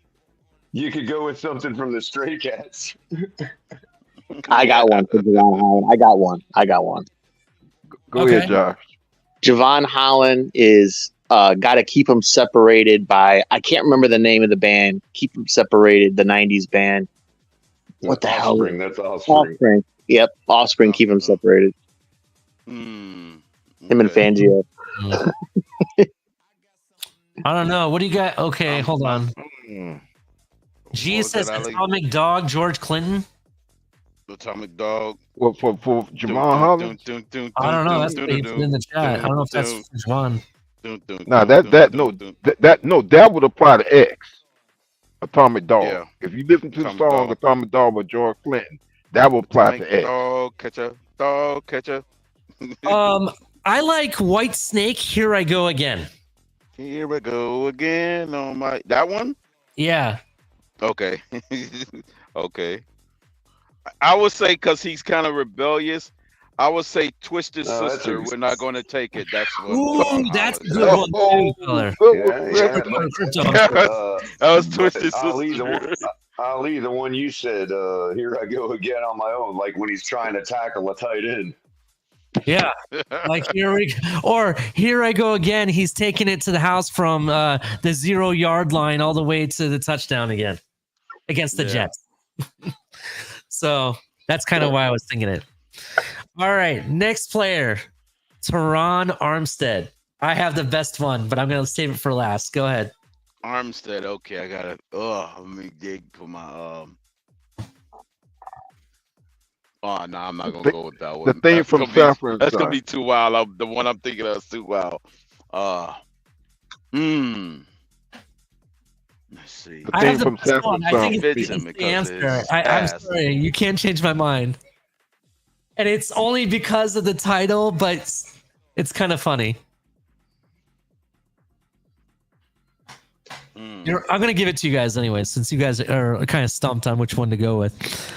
I'm gonna go with Brick Salt and House, maybe? Pepper. Push it because he's Yeah. pushing players around. That's kind of why I went with it. Push it. So, Push it. just push it. Armstead. Mm. I thought it was funny. Thank you. Mm. Let's see, Teron Armstead. Oh, Van Halen Jump. Mm. Jump by Van Halen. Jump. Yeah. Jump Van Halen. Okay, I like that. No. You can't tie that to wrong because he might jump and hurt himself again. I take that back. All right. Josh Allen, do you have any for Teron Armstead? No, I can't think of any. I was trying to think of maybe like a Bruce Springsteen song, but Oh, Dancing in the Dark. yeah, I'll go with Dancing in the Dark for Taron Armstead.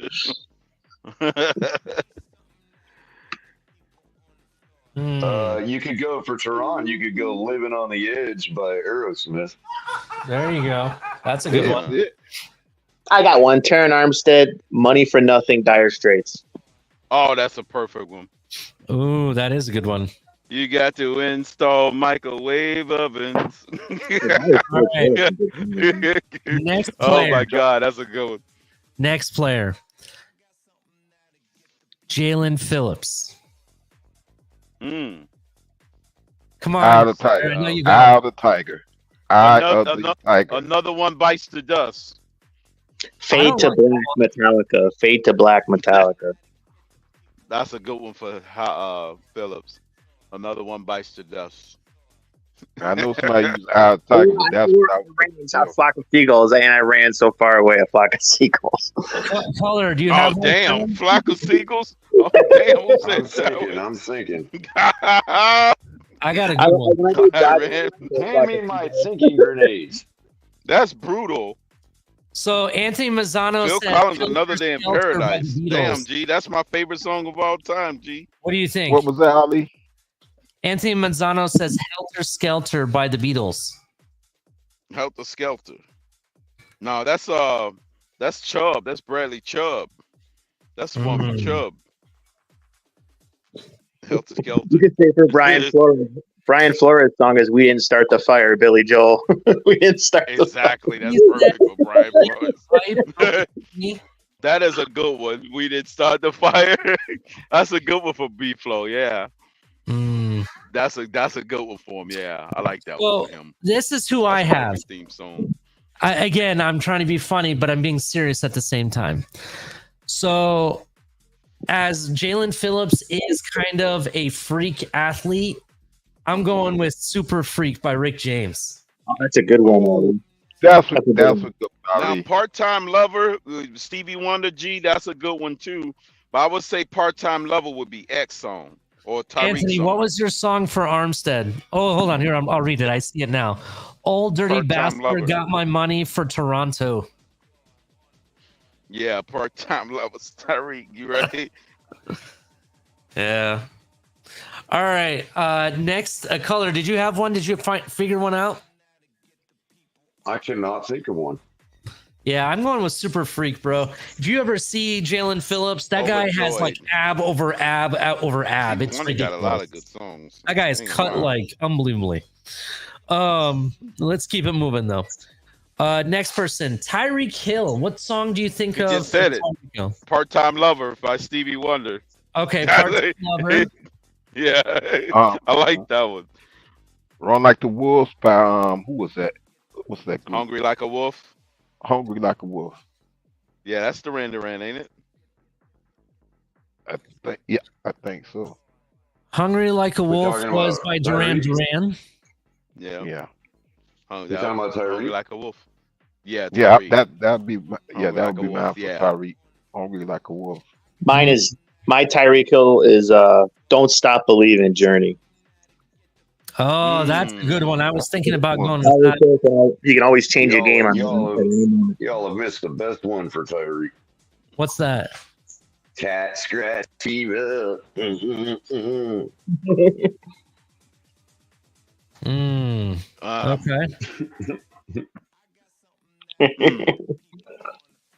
Trying to see if I have any other good ones. He probably rolls down the street to that tune. We don't even know it. "Flock of Seagulls," I ran. Big old smile on his face. I ran. Yeah, I guess you can apply "Flock of Seagulls" to Tyreek. Yeah, I was thinking of that. I also kind of thought about this band, which is not really a band; it's more of a boy group. I was thinking of New Kids on the Block. "You Got the Right Stuff." Oh my God, that brings me. Yeah, I don't know. I couldn't think of anything. I don't know. forgot about them. New kids on block. Next player, Jalen Waddle. You could also go with Great Balls of Fire for Tyree. Oh yeah, I'll go with that. That's a good one. Isaiah Lewis. Damn. Jalen Waddle. Yeah. Waddle. Let's see. Drive the Cars. That's a hell of a song too. That's a good song, Crypto. Yeah. Yeah. Oh no, I can use Van Halen jump on Waddle because he does. Yeah, so that'd be mine for Waddle. Van Halen jump. All right.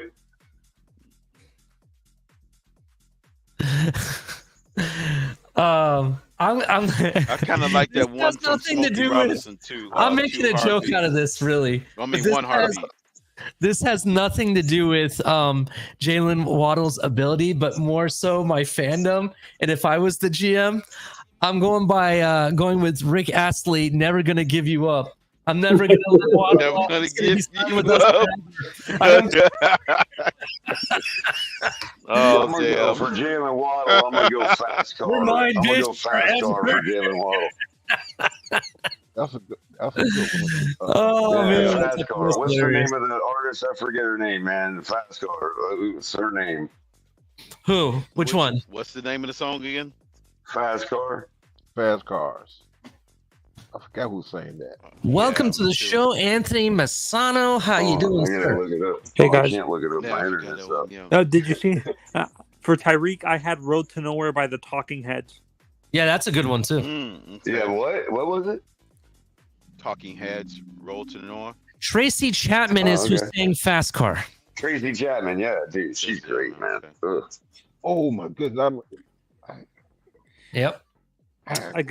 I for Jalen Waddle, I said, my God, what I put it in the chat. I can't remember. I put a song in the chat for Jalen Waddle. I can't remember what I said. Ollie, do you see it? Let me see here. Yeah, it's along with the top if you want to rock and roll by AC/DC. Yep.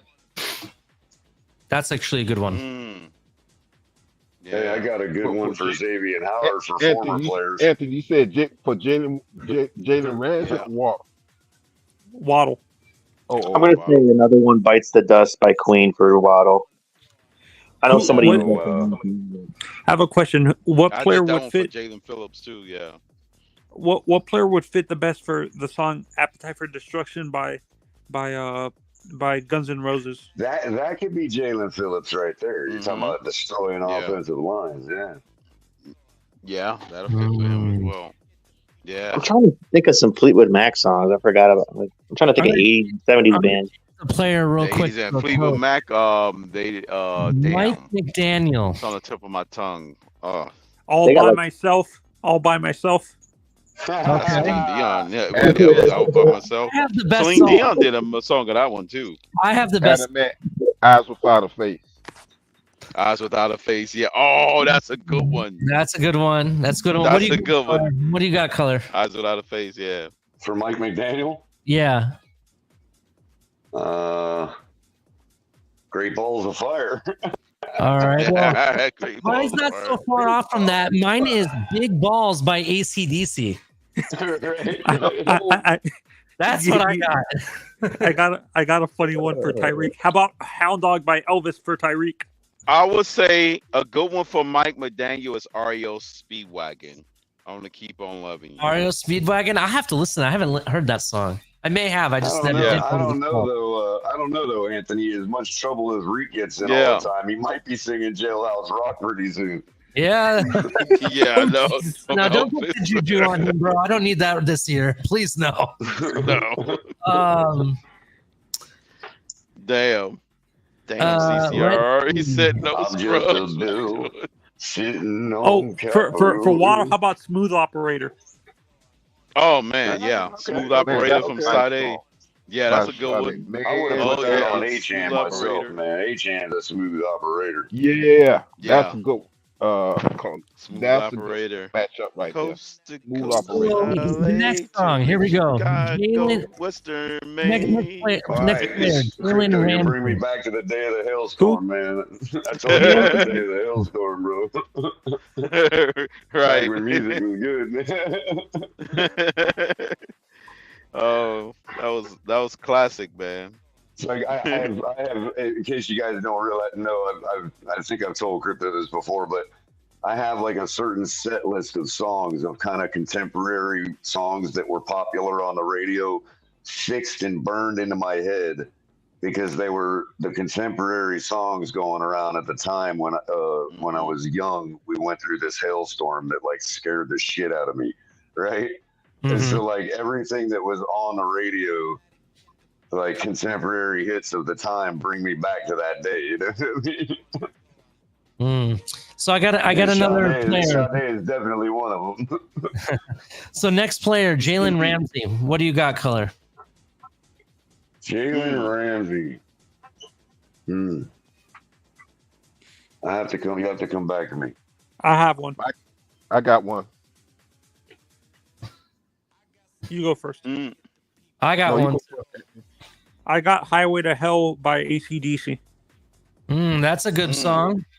Shout out to Triple S Podcast. Go Bucks. Hell yeah. Go Buckeyes. For all you haters out there, they're the best damn team in the land. That's blasphemy.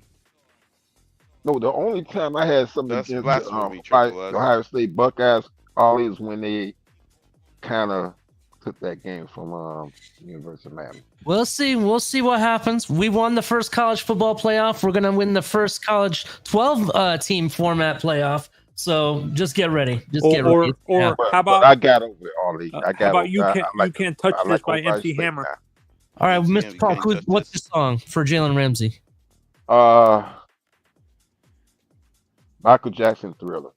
Ooh, that's a good one. Mine's a lot not quite that, but it's a famous artist. I'm gonna go When Doves Cry by Prince because I really think that Jalen Ramsey can even make doves cry in a game. Just gonna point that out there.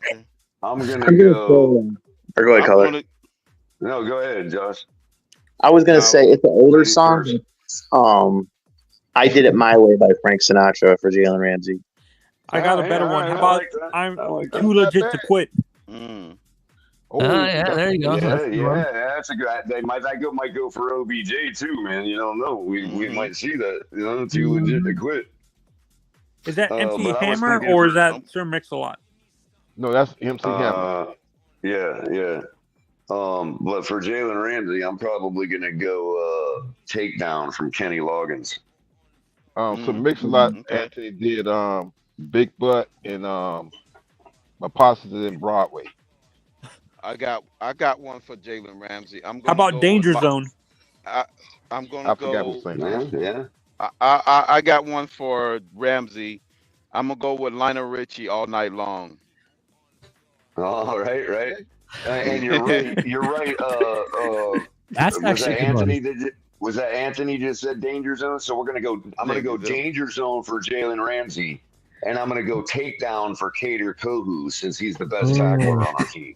That's true. I like that one. Yeah. I can also go for David Long too. Crypto, you said All Night Long for Jalen Ramsey. For that Ramsey, would fit Tyreek. Yeah, that'd be good for him too. Let's change the player. Let's go to Tua. Man, Hey. this is gonna be polarizing. I'm a lover, not a fighter. I got one. I have a very good one. I gotta go up one too. I don't know. Burn It to the Ground by Nickelback. I'm changing mine so to something better. So I'm going to tell you what mine was originally, and then y'all can go. I was going to do. I got the perfect Uptown Girl from Billy Joel. Okay. All right. What do you got, Crypto? Hold on. Come back to you. I can come back, Mr. Paul. What do you have? I didn't steal yours, did I? What was that, Mr. Paul? Slippery When Wet. Slippery When Wet. Okay. What do you got, Anthony? Black Magic Woman, Santana. Ooh, okay. Santana. I like that. What about you, Josh Allen? I've got two. There's so many, man. There's so many. It's so many. So You're as sorry. cold as ice. Or man eater. Up in here saying we're crazy bastards. Bad leader. Calling notes, man eater. Damn. No, that's I wear my sunglasses at night. No, that's a different one. Oh, Different damn. group. Corey Hart. Wait, what Yeah, song would that's fit who his, sung. his Yeah, fragile... sunglasses at night. That was Corey I Hart. have the best one. I have the best one so far. Really? Color, did you call me crypto? I Did you- got I got one and a runner up. I'm gonna say These Dreams by Heart and freaking and I'm gonna go with Mojo Lady, Hear Me Tonight. Oh, okay. All right. So I'm gonna Just give to beat you that mine. song. Real quick, I don't even Ollie. think color can pick. Okay, you go color. Hold on. I haven't gone with my number one yet. My number Go with one, number one. Go with your number one. Guns N' Roses, November Rain. I got it. Okay. Okay. I got it. And I'm gonna go with a rock band on the one. Go ahead. My You could also go Collective Soul, December. My Tua song is by U2. Oh, you're With not or gonna go Without with the You. world I know. With or Without You by U2. Okay. Okay. I like that. I like that. Mine. Is that dedicated to Tyreek from Tua? Is that what you're saying, John? My number one and only one because I this is the only one I think of every time I think of Tua and the Tuaneers and the Tua haters. When you think about it, and outside perspective, right? Because I'm really indifferent. I could rock with Tua. I couldn't. I cannot rock with Tua, which basically means I don't really care as long as we're winning games, right? So my song is "Faith" by George Michael. Just gotta be. That's a good one. I was be it, bro. That's got to be the one. That's man. why I said Oh These my Dreams God. by Heart. It was a good one too. I That got one. blends with it. Heartbreaker by That's Pat Benatar. a good one. But Heartbreaker by Pat Benatar. oh damn. Michael Jackson and Janet Jackson. I would say Bro, you just gotta have some faith. that's a good one. I'm just saying Winds of Change by Scorpions. Oh, that's I know that's a good song. Yeah. Winds Damn. of Change. More like it could be. You could go the Pretty Reckless. Follow me down to the river. All right. Oh man. Oh, Let's move on to the next player. he's got an Running old back. disco, man. Devon Achan. I think we said Smooth Operator for him. Highway Yeah, to the no, What's danger another zone. one? Highway to the danger zone. Okay. Mm. By Kenny Loggins. Yeah. Well, it should say end zone. That's okay. No Sleep Till Brooklyn, Devin Achan. By Beastie Boys. Okay. Mm. For me, I'm trying to figure out. It's an Evanescence song, but I can't remember right now. Evanescence. Well, I'm gonna go and then I'm gonna introduce this next person that's gonna come on the stage. So just bear with me 1 second. So mine is the song "Ace of Spades" by Motorhead. Ace of Spades. Yeah, maybe that song. How about? I really how think about, that Devon Achan can become the Ace of Spades. Enter, You know what I enter, mean? How enter the about- Sandman, how about- Metallica. How about House of the Rising Sun?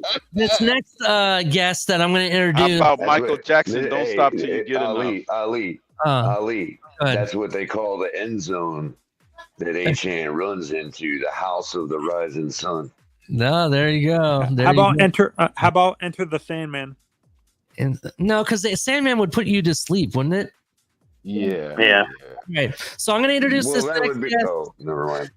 This guest bringing him up is brought to you by the song called "Girls Just Want to Have Fun" by Cyndi Lauper, and that is none other than Michael King. What is up, It Michael? had to How you be. doing? Oh, that's Michael It K's had to be theme Michael. song. It had to be Michael. It had to be. What's up, Mike? First of all, that was pretty funny, Ollie. I'll give you that one. That was good. Come on, we got you know. But how could you guys miss the most obvious for Tua? Which one? What was it?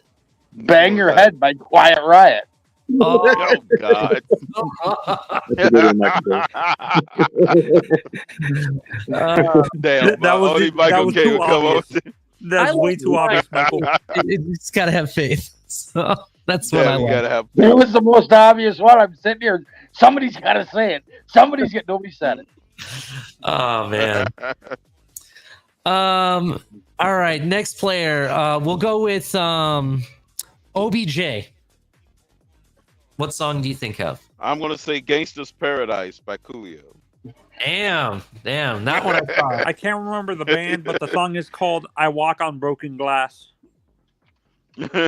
Oh, I know what song that is.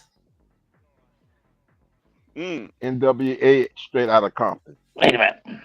Straight out of Compton. Oh, is it that That's Annie a good one Lennox? too. Oh, I'm gonna Sweet say Dreams. might as well jump on Van Halen and Walking throw on it broken back. glass. Is it that Annie Lennox? Yeah. Oh, the Formerly of the Eurythmics. Yes. the Eurythmics. Yeah. She has probably Annie one Lennox, of the most yes. powerful voices of all women singers ever. You said what Who's kind of that? voice? What? Most powerful. Oh yeah. She does have a nice Oh, voice. I thought you said Annie horrible. Lennox. I was about to kick you, dude. No, I most know. powerful. Yeah, she's definitely got a great voice. And it's between her and Here comes the rain again. That takes me back, man. I'm telling you, whenever I hear that song, especially when it's actually raining, it's not like it. Yeah. Yeah. Here it comes again. Here it comes again. Ha. Actually, I want to walk like lovers do. I have. This is going back to Tua, "Staying Alive" by the Bee Gees. Well, I got one for going back to tour. Scream by Michael Jackson and Janet Jackson. Oh, that's a good one too. That's actually. Do you know a fun fact about that song? That music video was the most expensive music video ever made. That's true. Really? That's Yeah, Look at More than Thriller? Wasn't the Thriller one up there, Ali? Wasn't Thriller real expensive? I want to say that was one of the originals, but Scream for some reason, and I want to say it has to do with that starship that they did the video on.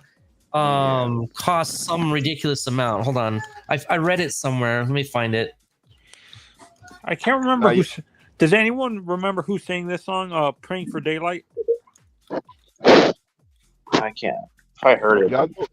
Y'all know part of the Thriller video was done down here in Miami. Yeah, so Michael Jackson and Janet Jackson's Scream, most expensive music video ever made, $12.7 million is how much it cost. I didn't know that much. Yeah. Actually, Esther had it right.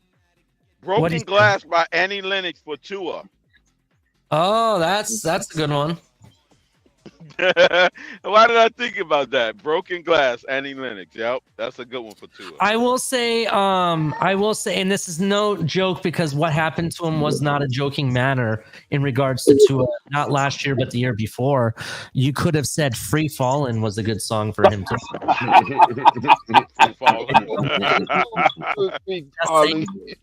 Because that's what it seemed like. He was getting falling, and the one time he supposed, I don't know if this is true, but the second concussion supposedly is because of how he fell.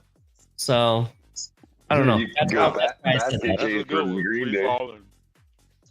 Yeah, it's it is what it is. Yeah, free. You could go basket case from Green Day. Oh, that's a good one too. That's a really good one. Next athletes.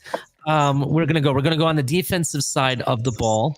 I want to know what your thoughts are on Bradley Chubb.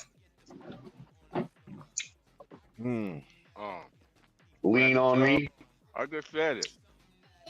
Which I one? just said it a couple of minutes ago. I'm going lean on me. I can't think of it. I just said it too. I like that'll be Bradley Chubbs. Was that an REO Speedwagon? No, I didn't say REO Speedwagon. I said damn. It's got to be Lean Hello, On Me. Hello by Lionel Richie. Hello. No, that's Robert Kraft, bro. What are you talking about? It's Robert Harley, Kraft. mine will be Tears for Fears. Shout. Shout! Oh, that is a perfect song. Oh, that is great, Mr. Polk. I love that song. No, These Crypto. are the Robert Kraft is Hey 19 from Steely Dan. I'm talking to you. Come on. So that's a good one. Let's change the player because this might make it easier. Zach Seiler. Blame it on the rain, Milli Vanilli. I'll start. Right. Zach Seiler, in my opinion, because of where he started being undrafted, or I think he was undrafted, and basically barely making it on the team, and he ends up becoming a star and everything in his own right, and even you could say a top 10 defensive tackle at points. I'm gonna go with the song. God damn it, where is it? I just saw it. Giving You the Best That I Got by Anita Baker. Okay, I got one. That's a good one. Okay, what do you got? I'm Your Boogeyman by Casey and the Sunshine Band. Oh, that's a good one. I like that one too. Oh man, what's that one song? I forget how it goes. It's like he stood 6'6" and weighed 385, and arms kind of wide and narrow at the hip, and everybody knew you didn't mess with Big John. I don't remember. Big John, some unknown country singer, man. Oh, okay. Okay. Big John. I have a it good ain't one George for... Strait or freaking Alabama or what you call it, the contemporary ones. I don't know who he is. I have a good one for Connor Williams. When he was with the team, even though he's not with the team right now, and he could come back. That's a possibility. But I have one for Connor Williams because of how big he is. I don't know if everybody stood next to Connor Williams. The guy is a really big guy. He's very big, right? I like the song "Walk the Dinosaur" by Was. Yeah. I got one for David Long. Let me know when we get there. Go ahead. What do you got?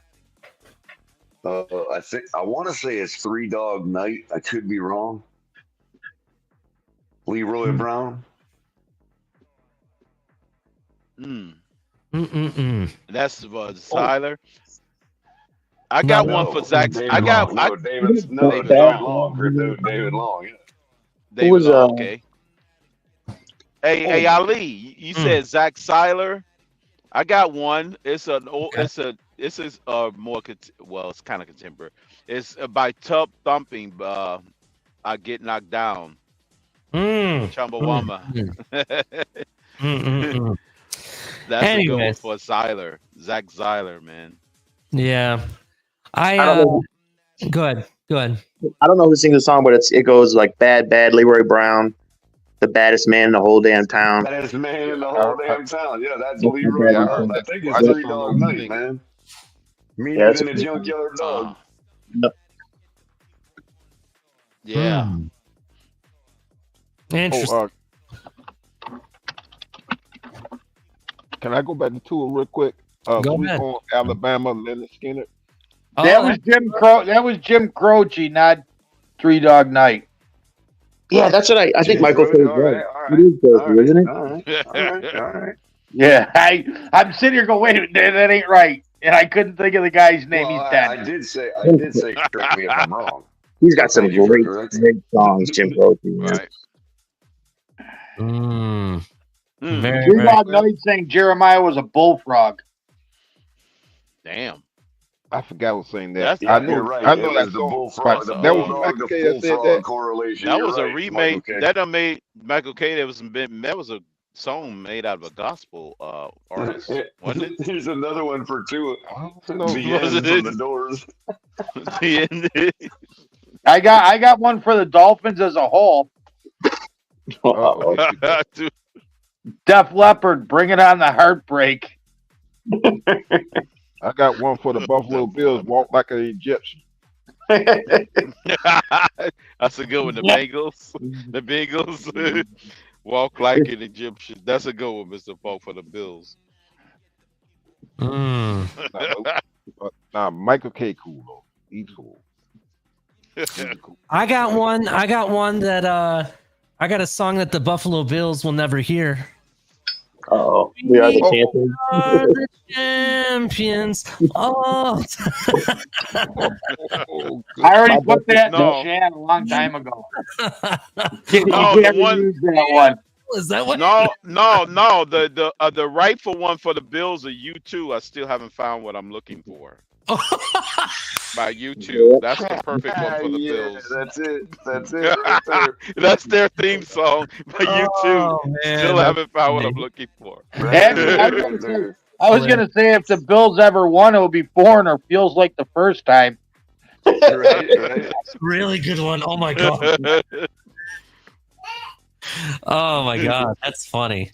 This was a lot of fun. I must say. Oh man.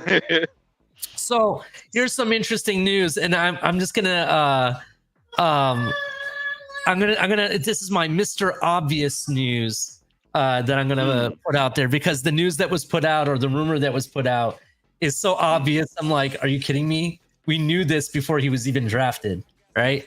So reports are coming out that that Marvin Harrison Jr.'s route running is elite. Yes, they were. The question we knew I didn't know that there was, Ali. I didn't know that. Question about it. Holy shit. Obvious moment reporting here. I'm like, are you serious? So I would have never known, man, without that report, man. Yeah, holy shit. Oh my god. I need to subscribe. So, hold on, I'm about to read. I was reading some news. Vikings made no. I don't need to read that. That's some boring news. Let's see what other news do we got going on. So there's the possible Aaron Rodgers possible injury sighting. Who knows? Like it said, it could be as a heel, some type of heel blister or something he got, for all we knew. But it doesn't look good when there's videotape of it. You know what I'm saying, Color? Yeah. I think Higgins and Chase. There's rumors that Higgins and Chase could have real serious contract problems in Cincinnati. But yeah, I read that. For you, Higgins. What? Wait. Say that again, Josh. Higgins and I went to a boot camp with the Wiggins. T. Higgins and Jamar Chase want their bags, Wiggins, and not Higgins. they may hold out to get their bags. They're like with the OTAs and shit. That's basically what I'm understanding. Are they both on contracts? They can go and get DVP out of the one retirement. on and one of them there. Did you hear what he just said, Crypto? You better get DVP. I heard him. I heard that. Oh man. Unfortunately, I'm not driving. I didn't run off the road. Yeah. I'm all parked now, so I'm safe. Whichever one loses the fight is going to Chicago. Oh man. Oh man. Yep. Damn. If you're just joining us, make sure you hit like and subscribe. Turn on the notification bell. We're talking music and sports tonight. He's got them all Eichenberg's selection of music since he got the orange jersey. So that's how it's actually Eichenberg's song will be Uptown Girl by freaking Billy Joel. Good. Hey, Crypto. Speaking of that, I was watching a documentary called Hired Guns. Yeah. Did you know Billy Joel is such an asshole that his bass player committed suicide? Right. Because instead of paying his bass player, he just cut him.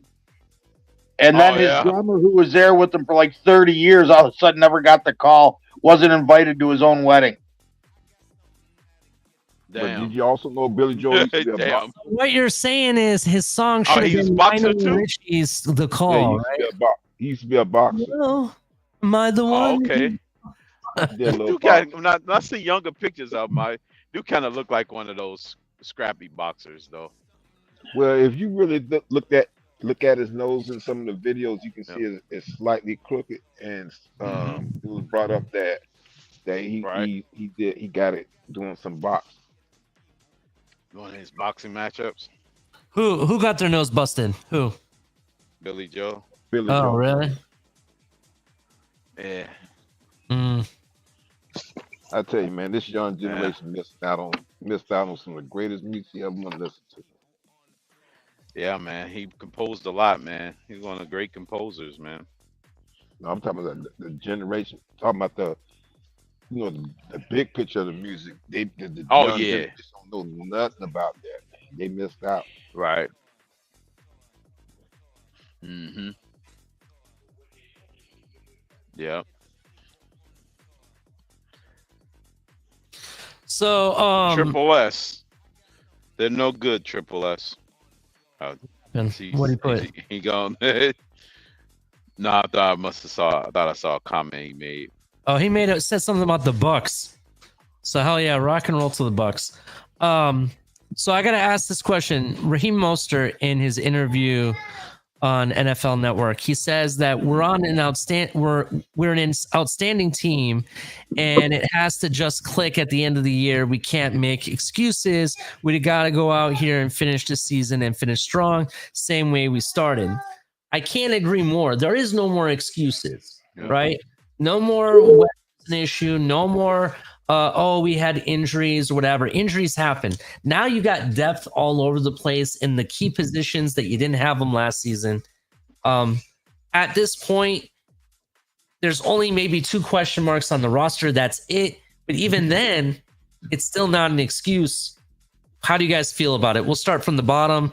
We'll skip the Bills fans because I want to keep this Dolphins related. No offense, Bills fans. We'll start with Mr. Polk. What do you think?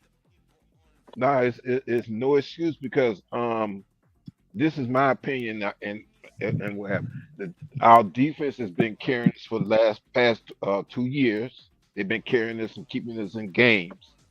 And when the season was over with, it seemed like they were trying to make it look like the defense needs to be jacked up, when really the offense needs to improve because we got to start mid-season going forward. We got to start winning games. I mean, we had the playoffs and maybe in the Super Bowl in our hands when we let it slip through. So we got this is the year right here because next year and going forward, like I said, it's not going to happen. We got to probably start rebuilding if we're not doing that already. Okay. All right. And let's go with Crypto and then Color and then Josh Allen. I do have a follow-up question for you. Go ahead, repeat the question for me again, Ali. Go ahead, Crypto. Go ahead. What was that? Go ahead, repeat the question for me. So Raheem Mostert says that there's no more excuses anymore, right? Okay. Yeah. What do you think? No more excuses. What do you think about what he said? No, if he said that exactly, then yeah, I agree with him on that one. What he said is that there's no more. We can't make excuses. We got to go out here, finish the season, and finish strong, same way we started. Right. Yeah. Exactly. I agree with that because you can't keep telling everybody we got the best roster in civilization, and then you talking about 1 through 11 and not 1 through 53. Mm-hmm.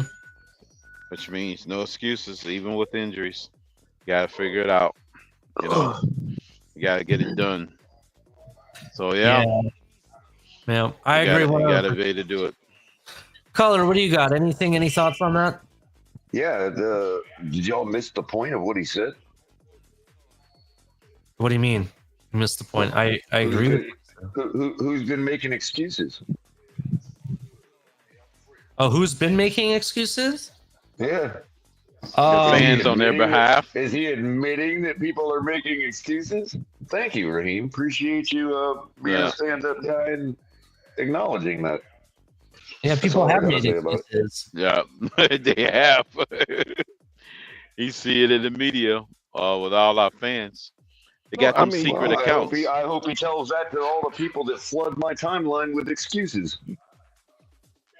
No, because when the season was over, like I said, they made it look like it was the defense that was a problem because that's what the attention was going towards. But it's the same problem we've been having the last 2 seasons. The offense got to get over Exactly, that hump. Mr. Polk. Exactly, Mr. Polk. So that begs the question to Raheem: like, which excuses do we need to stop making? All right. That might be something that you need to DM him or something. Like, hey, which excuses were you referring to? For me, it's and then I'll ask my follow-up question to Josh Allen. Been watching. For me, it's more of I do agree. We can't have excuses, but we also have to have the next man up mentality, right? I don't care if Raheem goes down, Achane has to step up, right? I don't care if Achane goes down, Jalen Wright has to step up, and so on. Same thing in the defensive ends. You got Shaq Barrett, you got Chop Robinson, you got Mo Kamara, and then when Phillips and Bradley Chubb comes, next man up mentality, right? And I don't want to see the team get rid of any of those guys because I think you're going to need them for the long haul, right? This is a tough schedule. You do have to start it strong. That's the key. And then in I want to say the first Jets game is where our playoff starts. And what I mean by that is that run of 6 games is going to be what takes the tone into the postseason, right? And that's why it's so important to finish strong to start strong and to finish strong. So I agree with that. But you are right. What excuses is he talking about? Because there's a lot of them that have been made. Fans have said that, oh, it's all the injuries.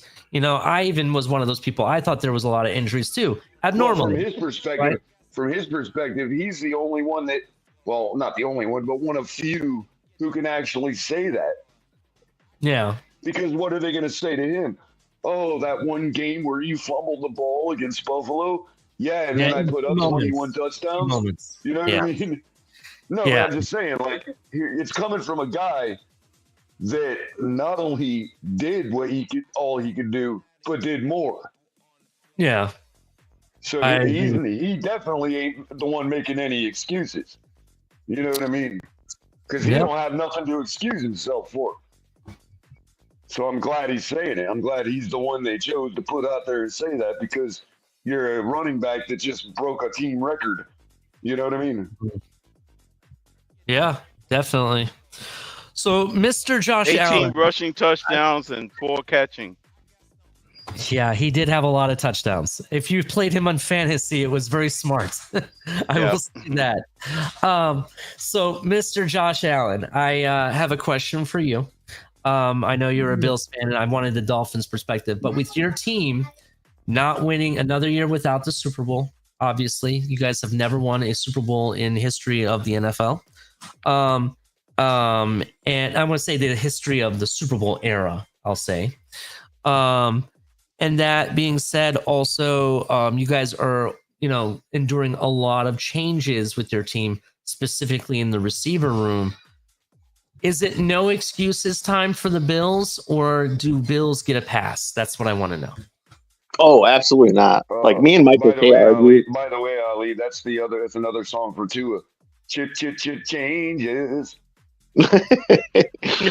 Time to meet the strange.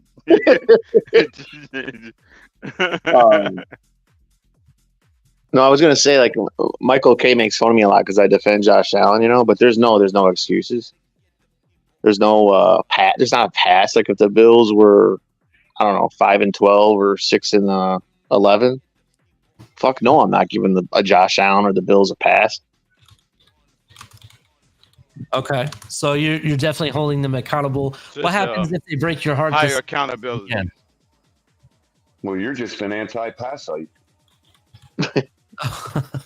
What do you think if what are your thoughts if they finish 9-8 or something along that line? Did they make the playoffs? Let's say no playoffs. Yeah, that's a problem, dude. I told Color this before the division game, the last game of the year versus the Dolphins, that if the Bills lost that game, then I would have to reevaluate and lower Josh Allen's where he was in my mind. If they don't make the playoffs this year, then by definition, I'm not being an honest Bills fan. I have to lower Josh Allen. Like in my mind right now, people could disagree. I think he's the second or third best quarterback in the league. If they didn't make the playoffs this year, I have to drop him down significantly. Because if you're a top 3 quarterback of this era, I mean, go through any era of the top 3 quarterbacks, they almost never miss the playoffs. It just doesn't happen. Mm-hmm.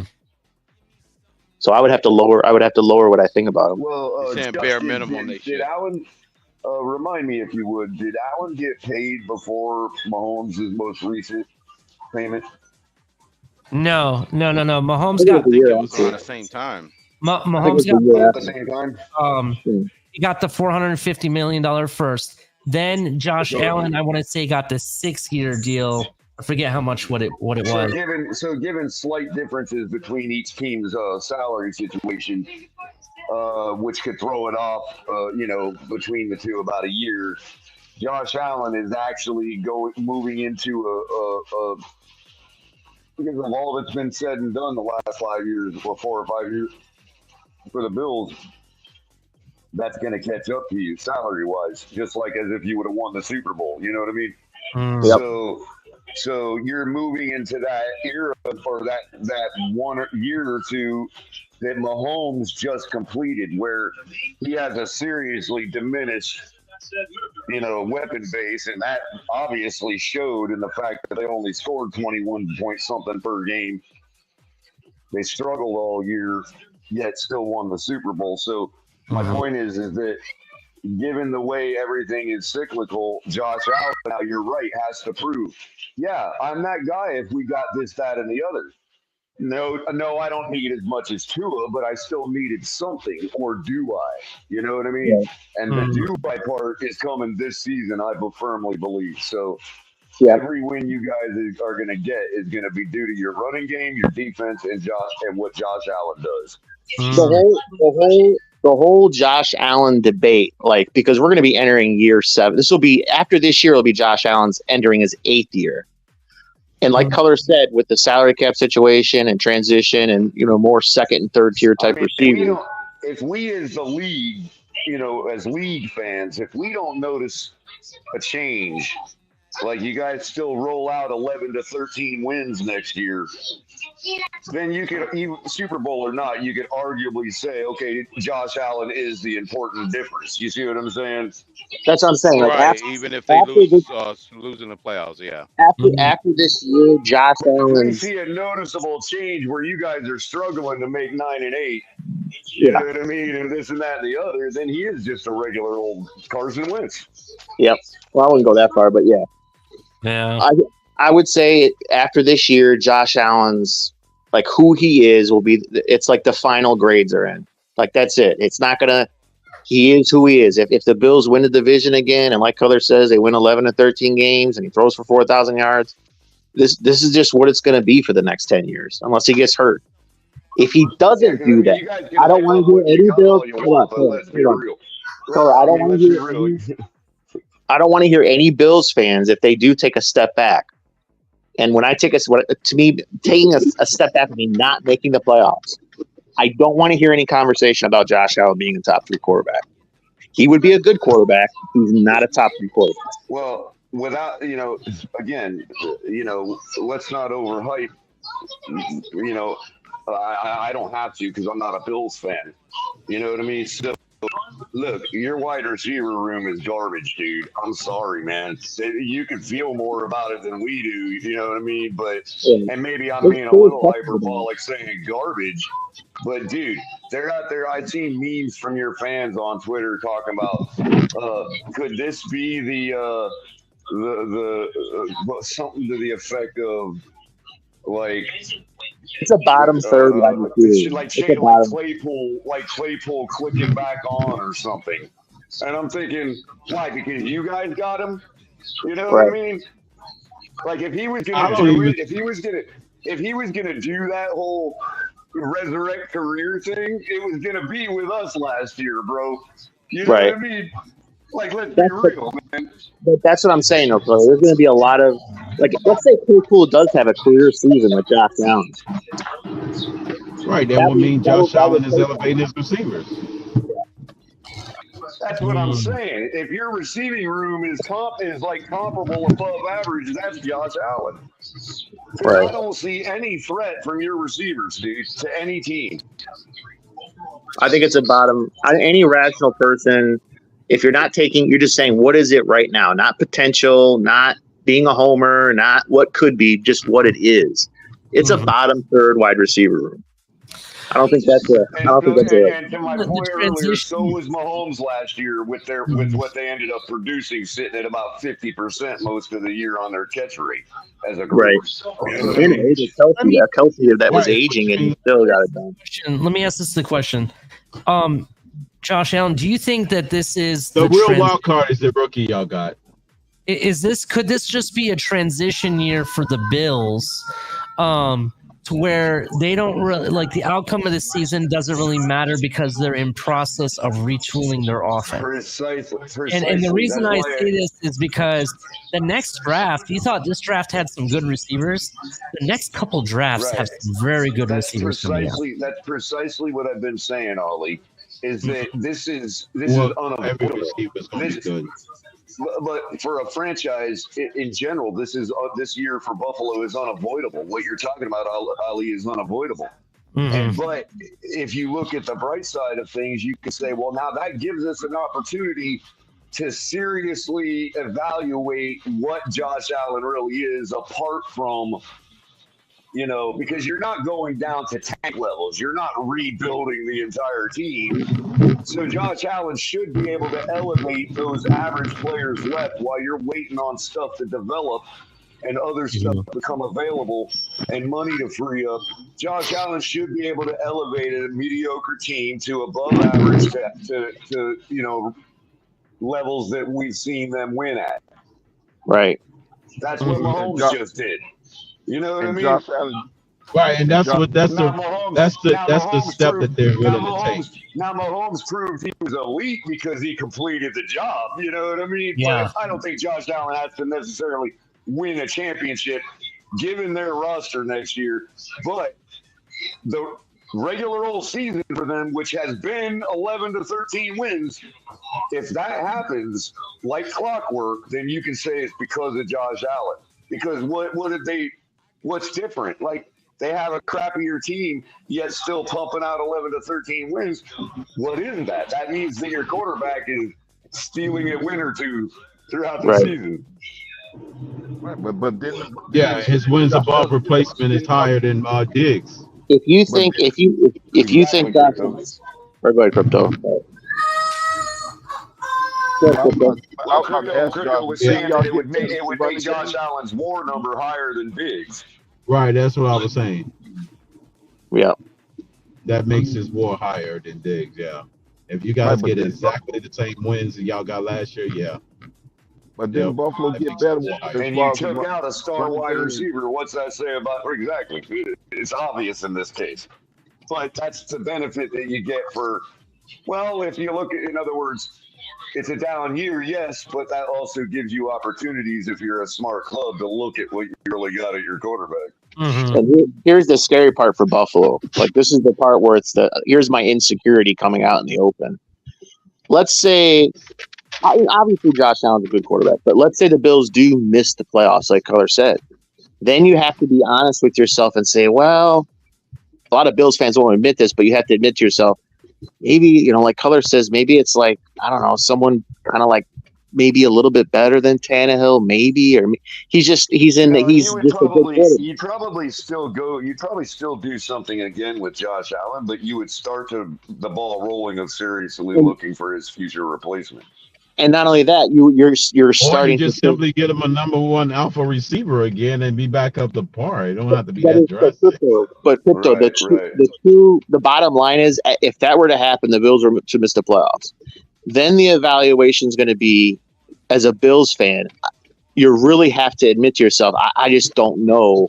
If you're lowering the tier of the quarterback in your mind because Diggs left, then the question truly becomes, I just don't know if they're ever going to win a Super Bowl with this guy. You have to admit that. You have to. If they're constantly losing, if they losing with them, and if it's only if it's the same guy. Now if it's cycling through different guys other than Mahomes, then no, you won't. Y'all probably won't even do that. You got to look at it. If it's a different guy, if it's constantly Mahomes too. That's what I'm saying. So if the Bills were Josh, you and they also can't got to give look up at it on from him. Josh Allen's standpoint, right? From his perspective, right? He may just come to the conclusion that the Bills are cursed, and he's playing for a team that will have a perpetual trophy case. So that doesn't mean he won't win with somebody else. The curse would be if the Bills had like 13 or 14 wins this year, which kind of surprised everybody, and Allen's MVP, and then he loses another heartbreaker versus Mahomes. That's when it's just this. It's cursed. I don't know if it's, you know what I mean. Then it's just, I don't know. Right, but what I'm saying is that's on the from Josh Allen's perspective, that would be on the Bills. He would still believe in himself to go elsewhere and win. You know what I mean? But you would admit this as a Bills fan, if the Bills did win the division again, right, and he has 4,000 yards and they go deep in the playoffs, even if they did lose to Mahomes again or Burrow, right?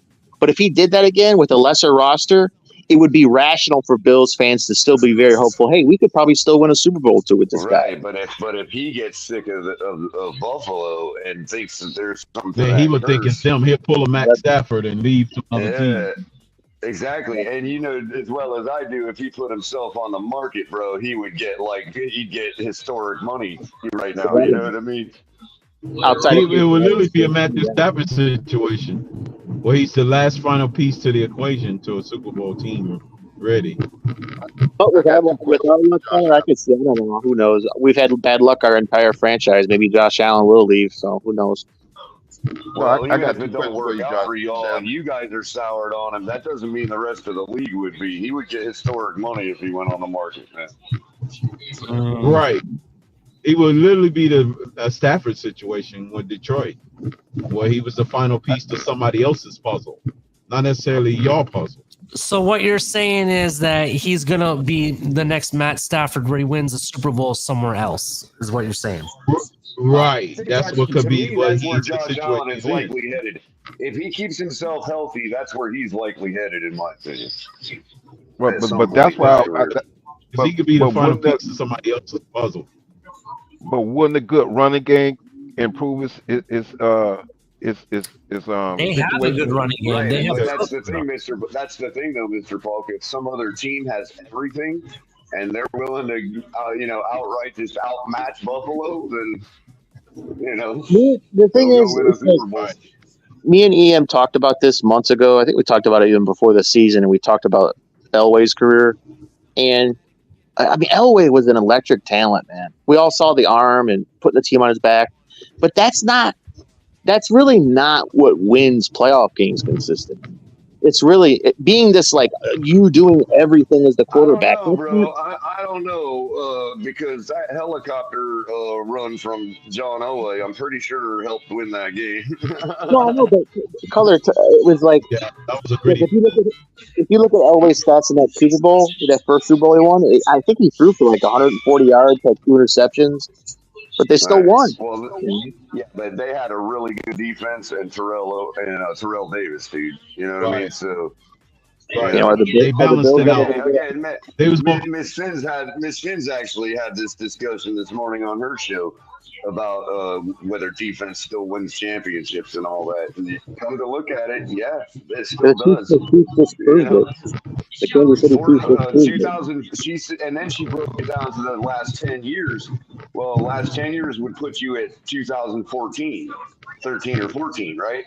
Well, 14, 15, and 16 were all defensive wins. Right out the gate. You know what I mean? At that one. But, yeah, for that one game, yeah.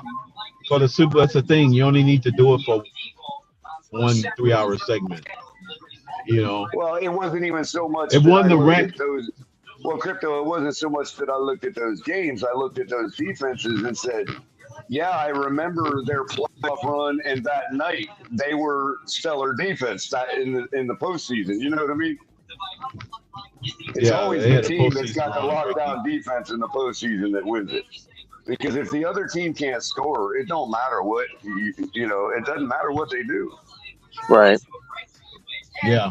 So nobody can score on Kansas City's defense at the end of the day. The thing that's so impressive about Brett Veach, I admire him so much as the GM of the Chiefs, is because all his moves, it's almost like he's 1 or 2 steps ahead of everybody. When he made that Tyreek Hill trade, he rebuilt his whole defense, which would have been counterintuitive to what people thought he would have done with those picks. He rebuilt his defense, particularly. He drafted 5 guys in the 22 draft in the secondary alone. And that secondary was one of the main reasons they won the Super Bowl. And McDuffie was a part of it, and Snead and all of them. Yeah, their cornerback play was outstanding. And now they just got rid of him like he was nothing, and they just replaced him with somebody else that's just as good. That corner Joshua Williams, who was a backup for the past couple years, he's like 6'3", 205. Thank you, but no thank you. They just shipped them off to freaking Tennessee. Yeah, it's hard to think about, man. It's just, and if the Chiefs, if they three-peat this year, it speaks to Mahomes. I think all 31 GMs need to get together in the war room and figure out how to come up with a scheme. I'm just saying, Crypto, to do that in the salary cap era is just, to three-peat in the salary cap era is unbelievable. Yeah, I mean, look at who they lost to last year and how their season overall played out besides the Super Bowl, and they still won the Super Bowl. Right. They're not going to get any more. Their dark ages are over. They're moving into another light age for a couple of years.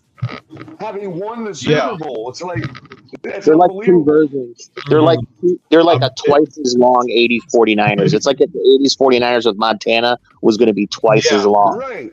But even those Niners took the entire decade to win 4 championships. Right. Yeah. You know what I mean? Which means they had the mid down years and weren't the ones. That was the years that Giants and Dallas won. Or the Redskins, you know what I mean? Right. So, but now it's like Mahomes and the Chiefs are winning the bowl in their down year. You know what I mean? It's like, geez, what are you? Right, it's a down year for them. They're winning. Right. I don't even think the Patriots won in a down year. When you think about the 6 titles they won, they never won in a down year. They was always a high year.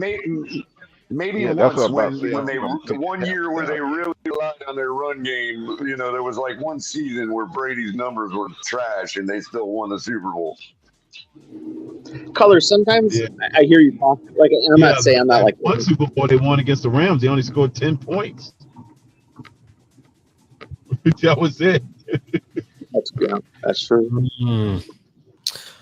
All right, ladies and gentlemen, it is getting to that hour where I'm going to start closing it down. Let's go around to get final thoughts. Mr. Palk, thank you for joining us. What are your final thoughts? What do you got? Thanks for having me up here, Ali, Color, Crypto, and Josh. It was great to have you up here. Like I said, we just have to wait and see what's going to happen as far as the season start and everything. Is right around the corner. But I had a great time. This was a great take combining football and music. So listen, you guys and everybody in the chat room, be safe and have a great Thursday. All right, thank you, Mr. Palk. You too, and you have a wonderful time. Yeah, Mr. Pope. Definitely. Appreciate it. All right, Josh Allen is the next Elway. What are your final thoughts? I think this should be the Dolphins' year to win the division and go on a big playoff run. Dolphins fans will think I'm trolling or like they won't take me seriously, but there's like a part of me that does root for Tua because he is such a good human being and he is a man of God. And I have a lot of respect. He's not a person that, at least from what I know about him on the outside, I don't know him personally, but he doesn't seem like a very egocentric person. That's kind of rare. And I just think, I don't know, there's just, people won't believe him. There's a part of me that does root for him. And I think, I actually think this year might be a pretty special year for the Dolphins on offense. I'm kind of feeling like 99, maybe not quite the 99 Rams vibes because they were awesome, but I think I'm getting kind of those vibes that this offense this year for the Dolphins is going to be pretty awesome. But yeah, those are my thoughts. All right, well, thanks, Josh Allen. I appreciate that, and Thank you, and you have a wonderful night. All right. All right. All right. Shake the low. And now we have the TFTG crew. Crypto, what are your final thoughts, sir? Since we were doing the songs and themes, I'll say our team matches up with this song like every year. Boston, More Than a Feeling. So there we go. That's our summation of our history. More Than a Feeling. That song right there comes to mind when we talk about our expectations and hopes. There you go. I'll end it with that. More Than a Feeling by Boston. All right. Color, what are your final and thoughts? I'll counter that with Hooked on a Feeling. I'm hooked on a feeling. I like that. I like I'm that high too. on believing. My final thoughts are to say thank you to everyone that came and hung out with us. Make sure you hit the like button, subscribe, turn on notification bell on the way out. Appreciate all of you, everybody in the chat. Casual Dolphin, I do agree. He was kind of inconsistent. However, I think as your swing player, your flex player, I think he would be good because the fact that when he didn't have a rushing touchdown, there were times he had a passing touchdown or put up passing yards. So I think Mostert in those cases still might be good for you. Let's see. What else did you say? Josh Allen leads the league in turnovers. I completely agree. He did. That is one part of his game that I think that's held him back. EM Dolphin fan, how's it going, EM? Salute to you, sir. Thank you for joining us. But today's episode and this segment is brought to you by the song Closing Time by Sonic. So that is my there's some hoes in this house. That's what Esther said about EM. Some hoes in this house. Oh, there we go. I don't know if there are, but I'm gonna go with the song Closing Time. One last call. Finish your whiskey or beer. Closing time. You don't have time to go home, but you can't stay here. Right? That is essentially what we're saying. With that, everybody, have a good night. Until the next episode. Check out next Tuesday. We'll have broken takes where I do the deep dive to keep you home. Receivers. Both Taj and Malik will break them down. I'm going to make Color a believer on why both Washingtons will be on the 53-man roster when it's all said and done. With that being said, y'all have a great night. It was a pleasure.